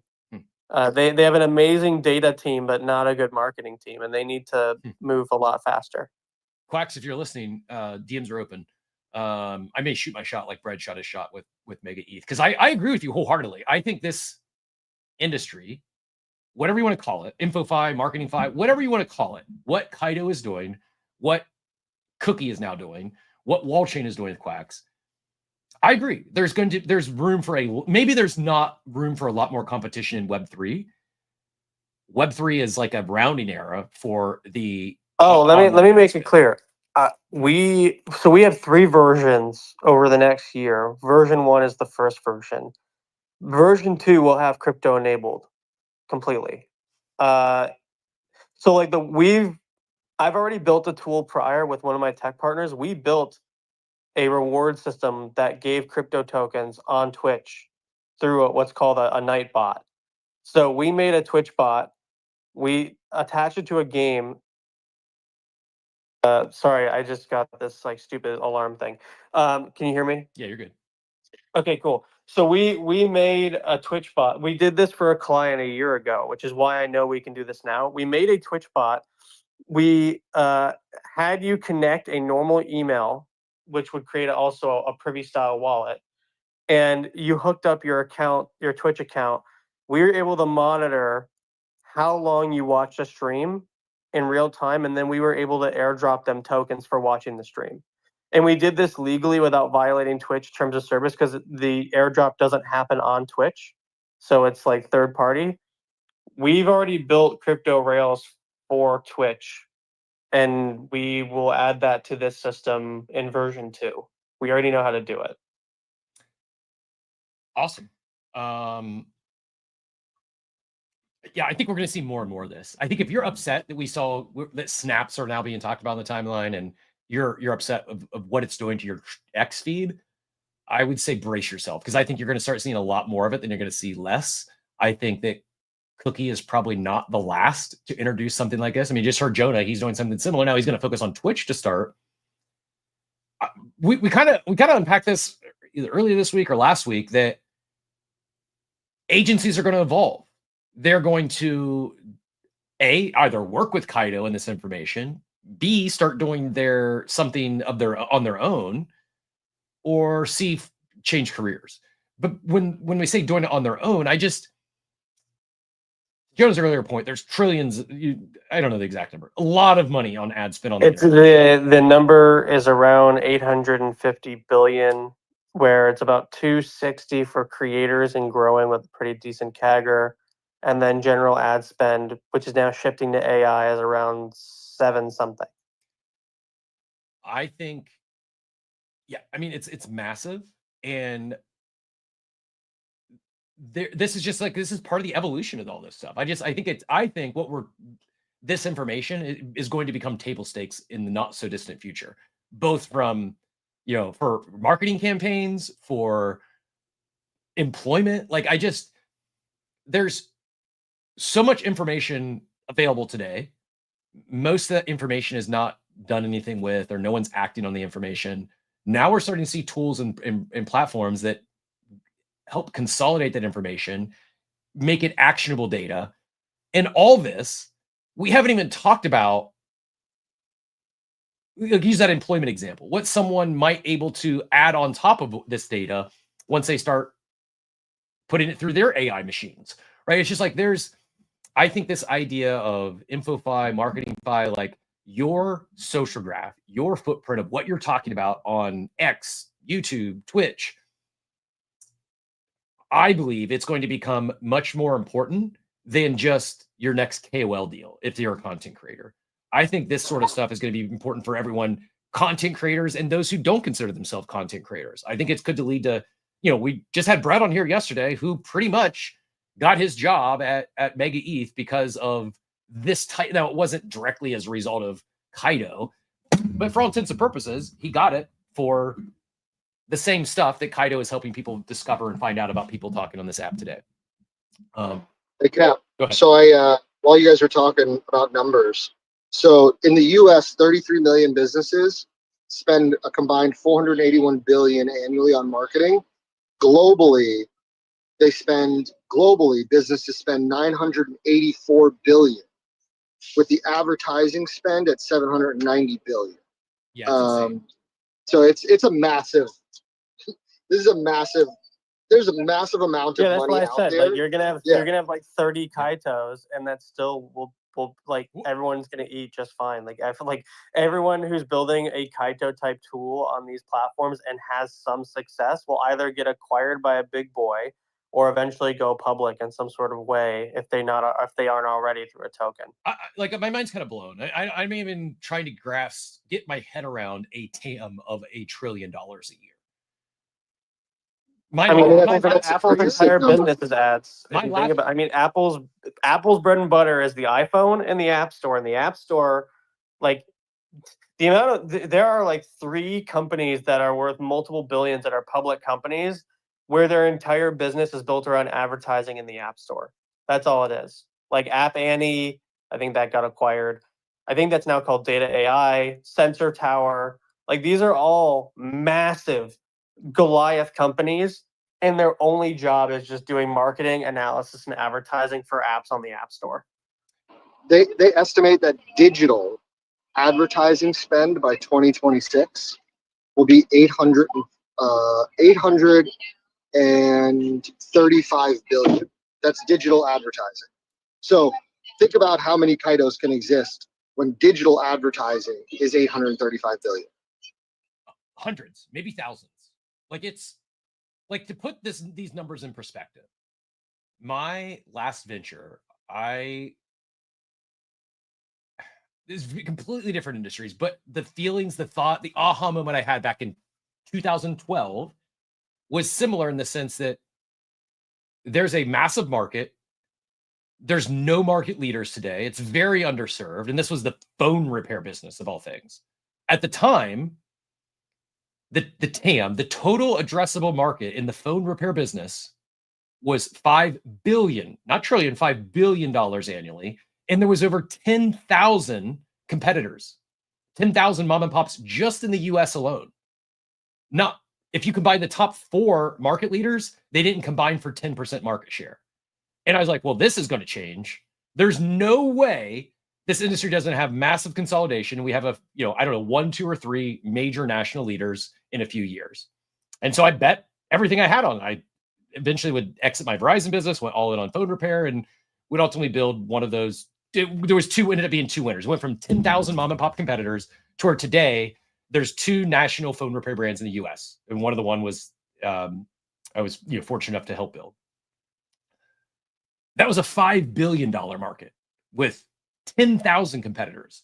So while it may seem busy today that there's 3 people in the same industry, the TAM is $1 trillion. Like, what do you think? It's probably going to be near impossible to get the exact stats. What would we'll go Joey first and then Jonah. Of that $1 trillion or 900 billion annually, how much do you think is in Web3, crypto and Web3? How much? What is the TAM? What is we'll call it the same. What is the serviceable addressable market here just in crypto for advertising? For marketing? Yep. Under $500 million. No way. It's got to be bigger than that, no? I was gonna say well under $1 billion. I think Jonah's closer at like $500 million or less. $500 million or less, because, well, it depends on what you're advertising. Like Coinbase is probably spending $200-300 million a year, if I had to guess, on their marketing. But I would say if we exclude Coinbase and Binance, right? Like these. If you remove the exchanges, it's sub 1 billion for real table stakes. So yeah, I would agree with that. If you remove the exchanges and the biggest player, and we're looking at just like quote unquote like businesses, like startups, it's far under $1 billion.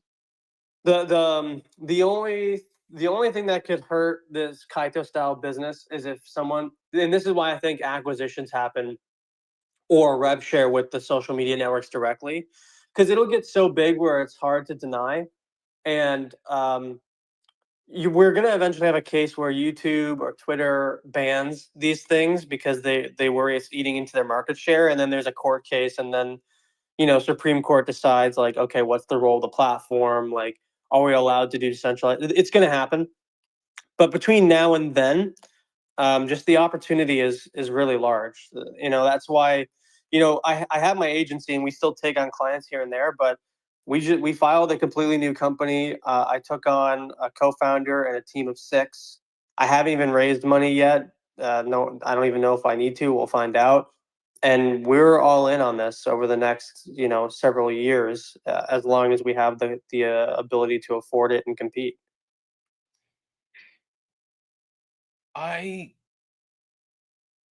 This has been, like I said, I had the unlock yesterday. I'm not even joking. Like, not even going to shoot my shot with I'm going to shoot 3 shots there. I'm going to DM Cookie. I'm going to DM Wall Chain, and I'm going to DM Kaito. I think this is just going to get huge. I think this is so much bigger than crypto and Web3. And I think it's going to get so big where, like, you mentioned, like, Kaito could become the next Apple. That's about as extreme of a statement as you could make. And while that may be a little bit of a hyperbole, I don't think it'll be the next Apple, but I could see it being. I could see them becoming $1 billion and brand. Data AI is worth around $3 to $5 billion. Yeah, I Think absolutely think about when somebody creates something like this to Jonah's point, for Instagram, and all of the people that are posting about products. It's over. Like everyday people that like I only have 3,000 followers on Instagram. I'm a nobody. But every time I buy a new protein powder or I buy a new weight belt and I decide to post like, oh, hey, look, I just got my new weight belt. Here's me lifting, right? Like, think about how many people are posting on these social media platforms. The really cool thing is, because I clarified, so one of my close friends in crypto is someone who I guess is considered a controversial figure, but it's Gabe Layden. I don't know if people remember who he is, the Super Bowl ad guy. How can we forget? He's well in dev on his game, by the way. I'm very excited for his game. You know, he's really pushing the envelope. He's spending a lot of money. But his team built a whole new open source architecture for EVM-based smart contracts called app tokens. And we've talked to their engineering team and the other teams building on their open source program. And we can do amazing things with app tokens. Like, for example, if I can prove on Instagram through, let's say, my software that Joey is selling either through impressions or through links, protein shakes, we can build an on-chain referral system where, just like any of these other on-chain referral systems, without needing to wait net 30 days for payment, we can do stables in real time, and you can get paid in real time without like a net 30 of any kind. I mean, this is like our family has a page called Living with the Vowels, and we post about, going to Disney and family life and whatever. And we had one video went viral, and it was at a resort in Cancun.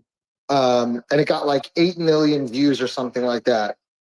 Imagine if to Jonah's point, if this system existed on a platform like that, and we had a video go viral for 8 million views, and that resort rewarded people for posting about it, we could have probably paid for our whole trip to that resort.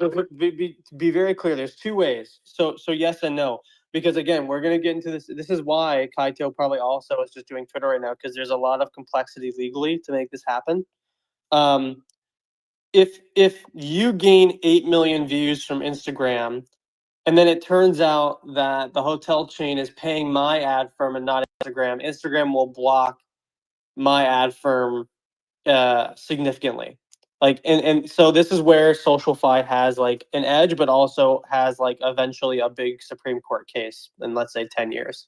But here's what I can do. If you get 8 million views and we can quantify those views, you in one part would get paid by Instagram natively for those views, because the hotel chain will develop ad spend on that particular thing. But then the Jonah Blake network, we call it Sploot TV, so not the Jonah Blake network.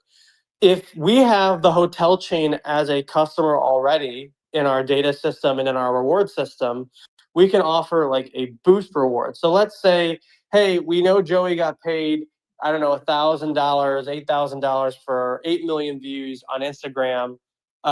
We also noticed that he posted a video of himself at the hotel chain. We suggest that you reach out to Joey through his account and offer him a one-night stay anywhere in the world. And then the hotel chain may DM you, or you would go into our system and claim the offer. That's what we call it, an offer wall. So that's the only other thing I can tell you is we have 2 products. One is this Twitch algorithm. The other one that is in early development, and depending on a few things could happen sooner, is a Chrome extension where it would overlay on top of your laptop, and it would allow us to track all of that and then deliver the reward.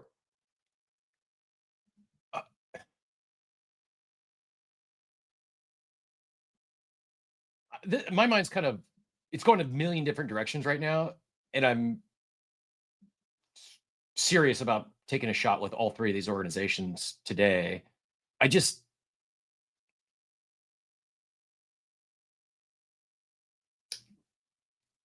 why? Basically, this is one of the few. Like, if we talk about getting retail on chain. Yep. This, other than gaming, because I do think gaming can work, and casinos, we know casinos work for a fact. And so there's like three right now: stables, casinos, and games. Those are the three things that we know will get people on chain. And fantasy and sports betting, I put in the category of casino and gaming. Yes. Okay, so like let's include that. The fourth is on-chain SocialFi, but not through speculation, but through proof. Like InfoFi is the fourth. That's what I was going to say. In my opinion, I was going to say the fourth thing is content. I think, like, it's kind of mind blowing to me that we haven't seen just a wave of big content creators and KOLs come join this space. It's the because you can't do it that way. That's why InfoFi is really cool, because you don't. I never, with at least my Twitch product, I don't need a single Twitch streamer to ever come to crypto Twitter to become crypto adopted, because they're gonna have a wallet on the back end. They're gonna end up getting paid in stables, and they're going to be crypto users in real time that never needed crypto Twitter. And like, they can invent crypto Twitch, like a whole new subclass. Yes. and that's where it's like, holy shit, like that works. Like this works. Is why I'm so excited about talking to Kaito and Cookie and Wallchain. Is the market outside of crypto Twitter is 1,000x larger than the crypto Twitter market. Like, it is, there's so much opportunity in this space. And so yes, you're right, a lot of those other KOLs, influencers, content creators, they couldn't come to crypto Twitter and gain the same influence they have in other channels. But the reality is they have this influence in other channels. They have the reach in other channels. It's just, they haven't turned it on for them yet. The closest thing I can kind of, like, I'm trying to connect some dots here is, I talked about it a lot, I guess last year, is TikTok Creator Shop. And then once TikTok got shut off and then brought back on, I stopped kind of paying attention to it as much as I was. But TikTok Creator Shop was taking over TikTok.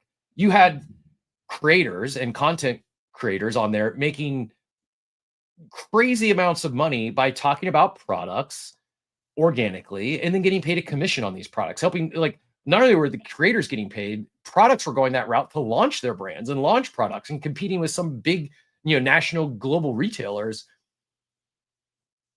This just, to me, that's just like all we saw on TikTok Creator Shop. It just proves the market for what we're seeing on InfoFi or MarketingFi, CreatorFi, whatever you want to call this thing that we're seeing with Kaito and Wallchain and Cookie.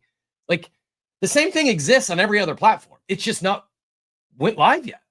And you couldn't convince me that it's not going to at some point, whether it's Kaito and Wallchain and or Cookie or Jonah or someone else. It just makes too much sense. I need someone, if there's anyone in the chat who disagrees with me, I need someone to check me on this, because in the last 24 hours, I've convinced myself, like, this is the next big thing to come out of crypto.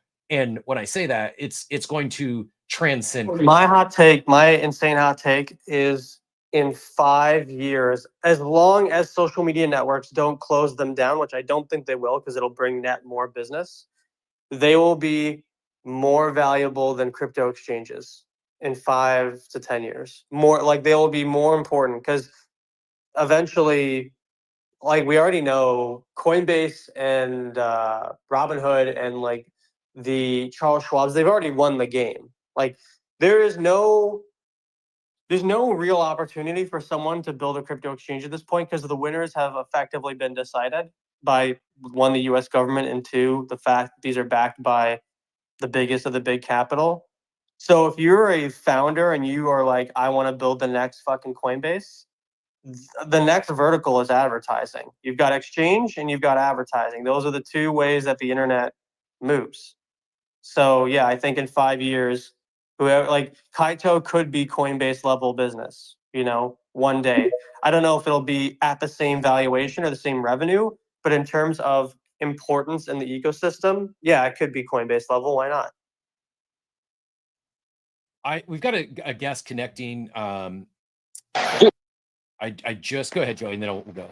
You speaking of like Jonah, which you mentioned about exchanges and stuff, Robinhood is in the process. I think they bought or acquired Bitstamp, and they're in the process of building out their own global exchange as well. So do you think somebody like a Robinhood can come up and compete with the Coinbases and things like that? Absolutely. Oh yeah, dude. I think I don't think and not to make a joke, but I don't think the old heads realize how like well recognized Robinhood is as a brand to like late Gen Z crowd. Like there's a big Robinhood has a big foothold on the GameStop crowd. Like GameStop, not when I mean this, like a lot of the GameStop short sellers don't like Robinhood, but the brand is so well recognized that anyone who's a casual trader and not like a hyper trader will recognize Robinhood faster than they recognize Coinbase as a brand. That doesn't mean my dad bought Trump on Robinhood, and my dad's 73. Robinhood's just been around way longer than Coinbase. At least I think so. I'm pretty sure they have. If not, they've just done better with marketing, being in the stock business. But I think that both Binance and Coinbase see Robinhood as a real competitor and not some subclass competitor. Yeah, I would agree with that. I think certainly, and I think we're I don't know. I'm not sure how many more sexes we'll see pop up. I definitely think we'll see more. I definitely think you're gonna see the old heads like the Chase Banks of the world, the Charles Schwabs of the world. You're gonna see those, but anyone who's like a startup building a central exchange, I think you're on a suicide mission. It's not now like you can make it, but listen, you get limited time in life, and that's not the battle I'd want to pick in my life personally. The by the way, quick nugget, and then we'll go to the RWA guy here. But ChatGPT tells me that actually Robinhood was founded in 2013, but they didn't go live until their commission-free trading app until March of 2015, while Coinbase was actually founded in 2012, and they launched in October that year. So Coinbase did beat Robinhood to the punch by about a year, and actually 3 years before they went live. But I see RWA guy jumped on the stage here. RWA guy, if you've not yet connected with Joey, you're going to want to do that as well. Also, one of my favorite RWA guys and all that he does over there at BZ. But I see in your bio, you're building Yap.market. Tell us about Yap.market. And before you do that, feel free to welcome to the stage. Great to connect. Tell us, feel free to take it wherever you'd like. What brought you up this morning? Yeah, man, awesome, and thanks for having me, guys. Just a quick one. I was between meetings and saw snaps and yaps and quacks pop up on my Spaces notification bar, so I thought I'd hop in. And always interesting to hear exactly what people are saying about this whole development of the InfoFi space. And just a comment on something you actually saying quickly before I tell you guys a little bit about Yap markets. Definitely not my intention here, but you brought up a really good point. What we're seeing with InfoFi and people being able to make the amount of money that they are, and all these different opportunities coming up has existed outside of Web3.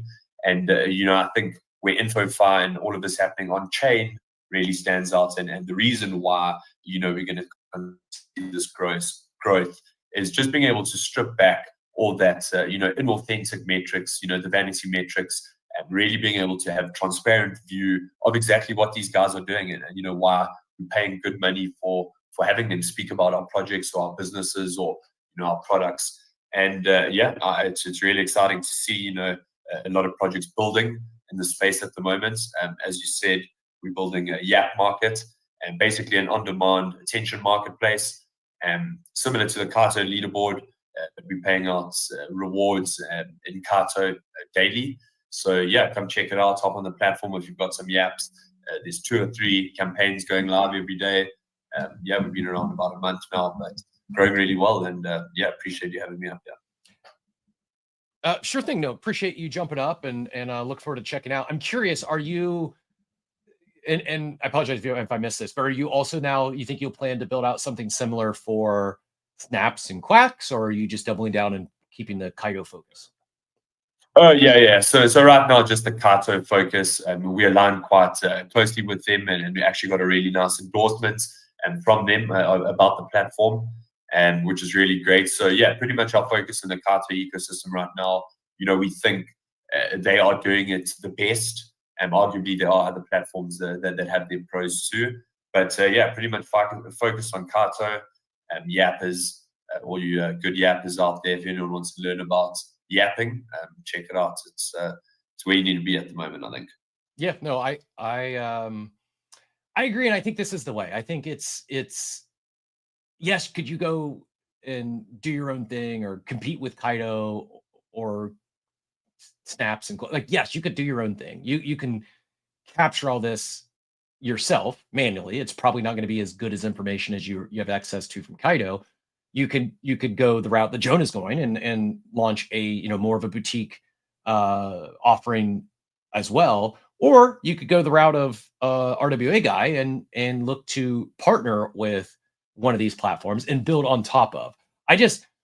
Whether you like them or not, I think these are going to become a much bigger part of not just crypto Twitter, but just how we interact and what we do both online and offline going forward. So I think it's like, you don't have to be someone who goes in and every day you're thinking about, what am I going to post today to get some yaps or quacks or snaps?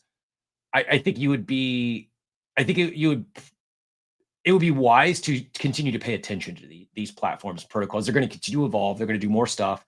And I'm of belief that they become more and more integrated into our daily lives and opportunities that we're looking to pursue. So it's just like, I think keeping a pulse on what's happening. I think the world is changing before our eyes for many things far beyond this. I mean, a lot of it being driven by AI and I just, as society shifts here, I think this is one of this information and be able to get actionable data and information is going to become increasingly important. And I don't even know what I would do with any of these companies, but Jonah mentioned the Quacks team has they're not the best marketers.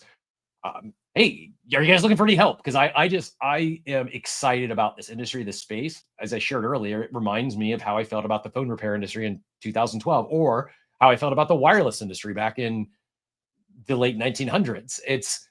This seems like the train's left the station. I don't think it's going away. I think it's only going to become bigger and more integrated. But great to connect, RWA guy. Appreciate you jumping up today. We've got a few more minutes here. I'll go around the horn. First of all, I'll kick it back to RWA guy if you got any follow-up thoughts there, and then we'll go to. No, we're just going to say, yeah, thanks for having me up, and super glad I caught this in between my very busy day. But sweet guys, enjoy the rest of your day, and I'll catch you all sometime soon. Yeah, great to connect. Looking forward to checking out your platform, and thanks for jumping up today. Joey. Hey, Cap, before we shut it down, I did pin up top earlier for those that talking about abstract earlier. Final Bosu finally worked out everything that they were working out, and their storytelling reveal starts today. So if you're in the abstract, if you're in the abstract ecosystem and you minted a Bosu, it's a 3-day reveal starting today. I think something worth mentioning before we shut down the show. Yeah, great call out, and good luck. I saw the nice little pump when they announced the reveal.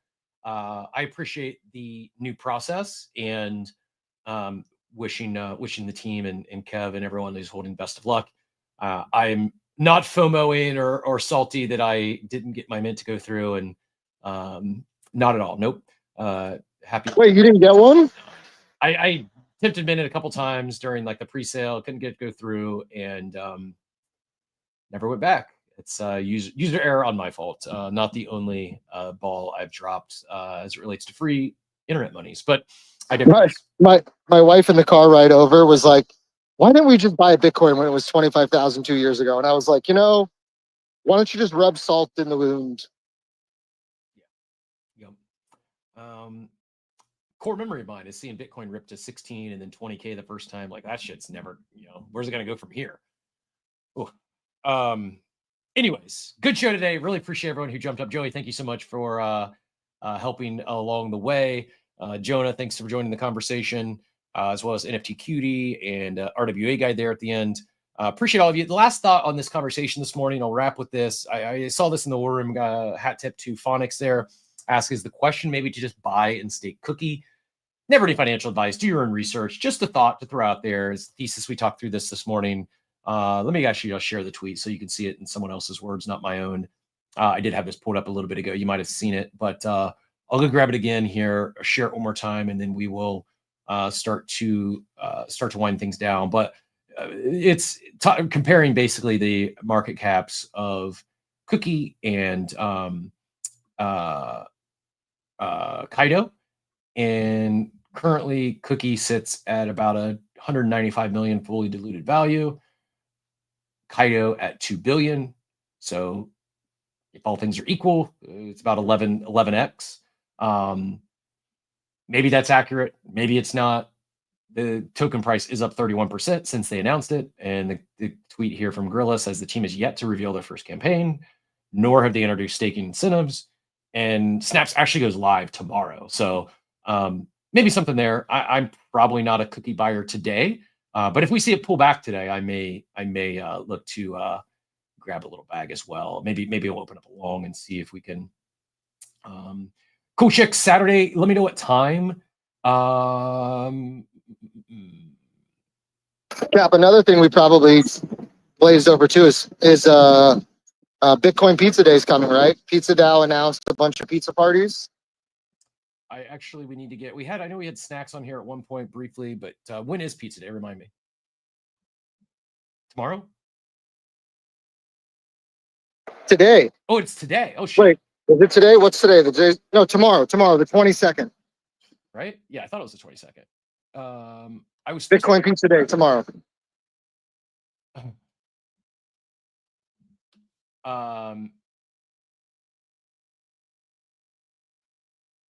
I was supposed to help organize something here in Tampa for that, and I completely forgot. But yes, it is Bitcoin Pizza Day. We'll definitely talk about that tomorrow. I would DM Snacks, at least get him up here for a quick plug tomorrow on the show. 10 a.m. Eastern on Saturday. Cool check. Maybe. Let me double check. Possibly. Be Epic also says, so the final Basu reveal 1 today, as Joey said, it's over 3 days. Fugs is also tomorrow. And someone's asking about, have you heard alpha on Abstract? I have not. Oh shit, says Mike is going quiet. Hopefully y'all can still hear. But yeah, good stuff today. Appreciate everyone who tuned in. Enjoyed the conversation. Certainly got my wheel spinning. All things quack, snaps, and yaps. I'm gonna reflect on this because I really do. If you couldn't tell, like my brain almost exploded when I realized that this is a $1 trillion industry with a T that is prime for disruption. It's being disrupted right now with AI, and I think most of those advertisers that are spending that collective $1 trillion a year are probably looking for answers as to what they're supposed to do next. So there's $1 trillion up for grabs that a good chunk of it at least has no idea how and where they're going to spend that money next year. Seems like a decent pie to go get a slice of. So with that, appreciate everyone today. Enjoy the show. If you haven't yet hit the reminders for tomorrow or Friday, I will pin the carousel all the way up top to the left. Go smash that as we wind things down. Hopefully no issues with X tomorrow. And we will the reminder link will work and we won't have to fire up 3 or 4 spaces to get live. But I do appreciate everyone who powered through it and didn't go on to doing something else with your morning once we weren't live on X right at X. But fun day today. Thank you all for being here. And as my friend Steve would say, I hope you all have a wonderful, wonderful day, everyone. Thanks for tuning into Coffee with Captain, powered by ApeCoin. We hope you enjoyed the show, and remember, nothing we discussed today is financial advice. Until next time, keep exploring, stay curious, and we'll see you soon. Have a great day. Welcome to the future.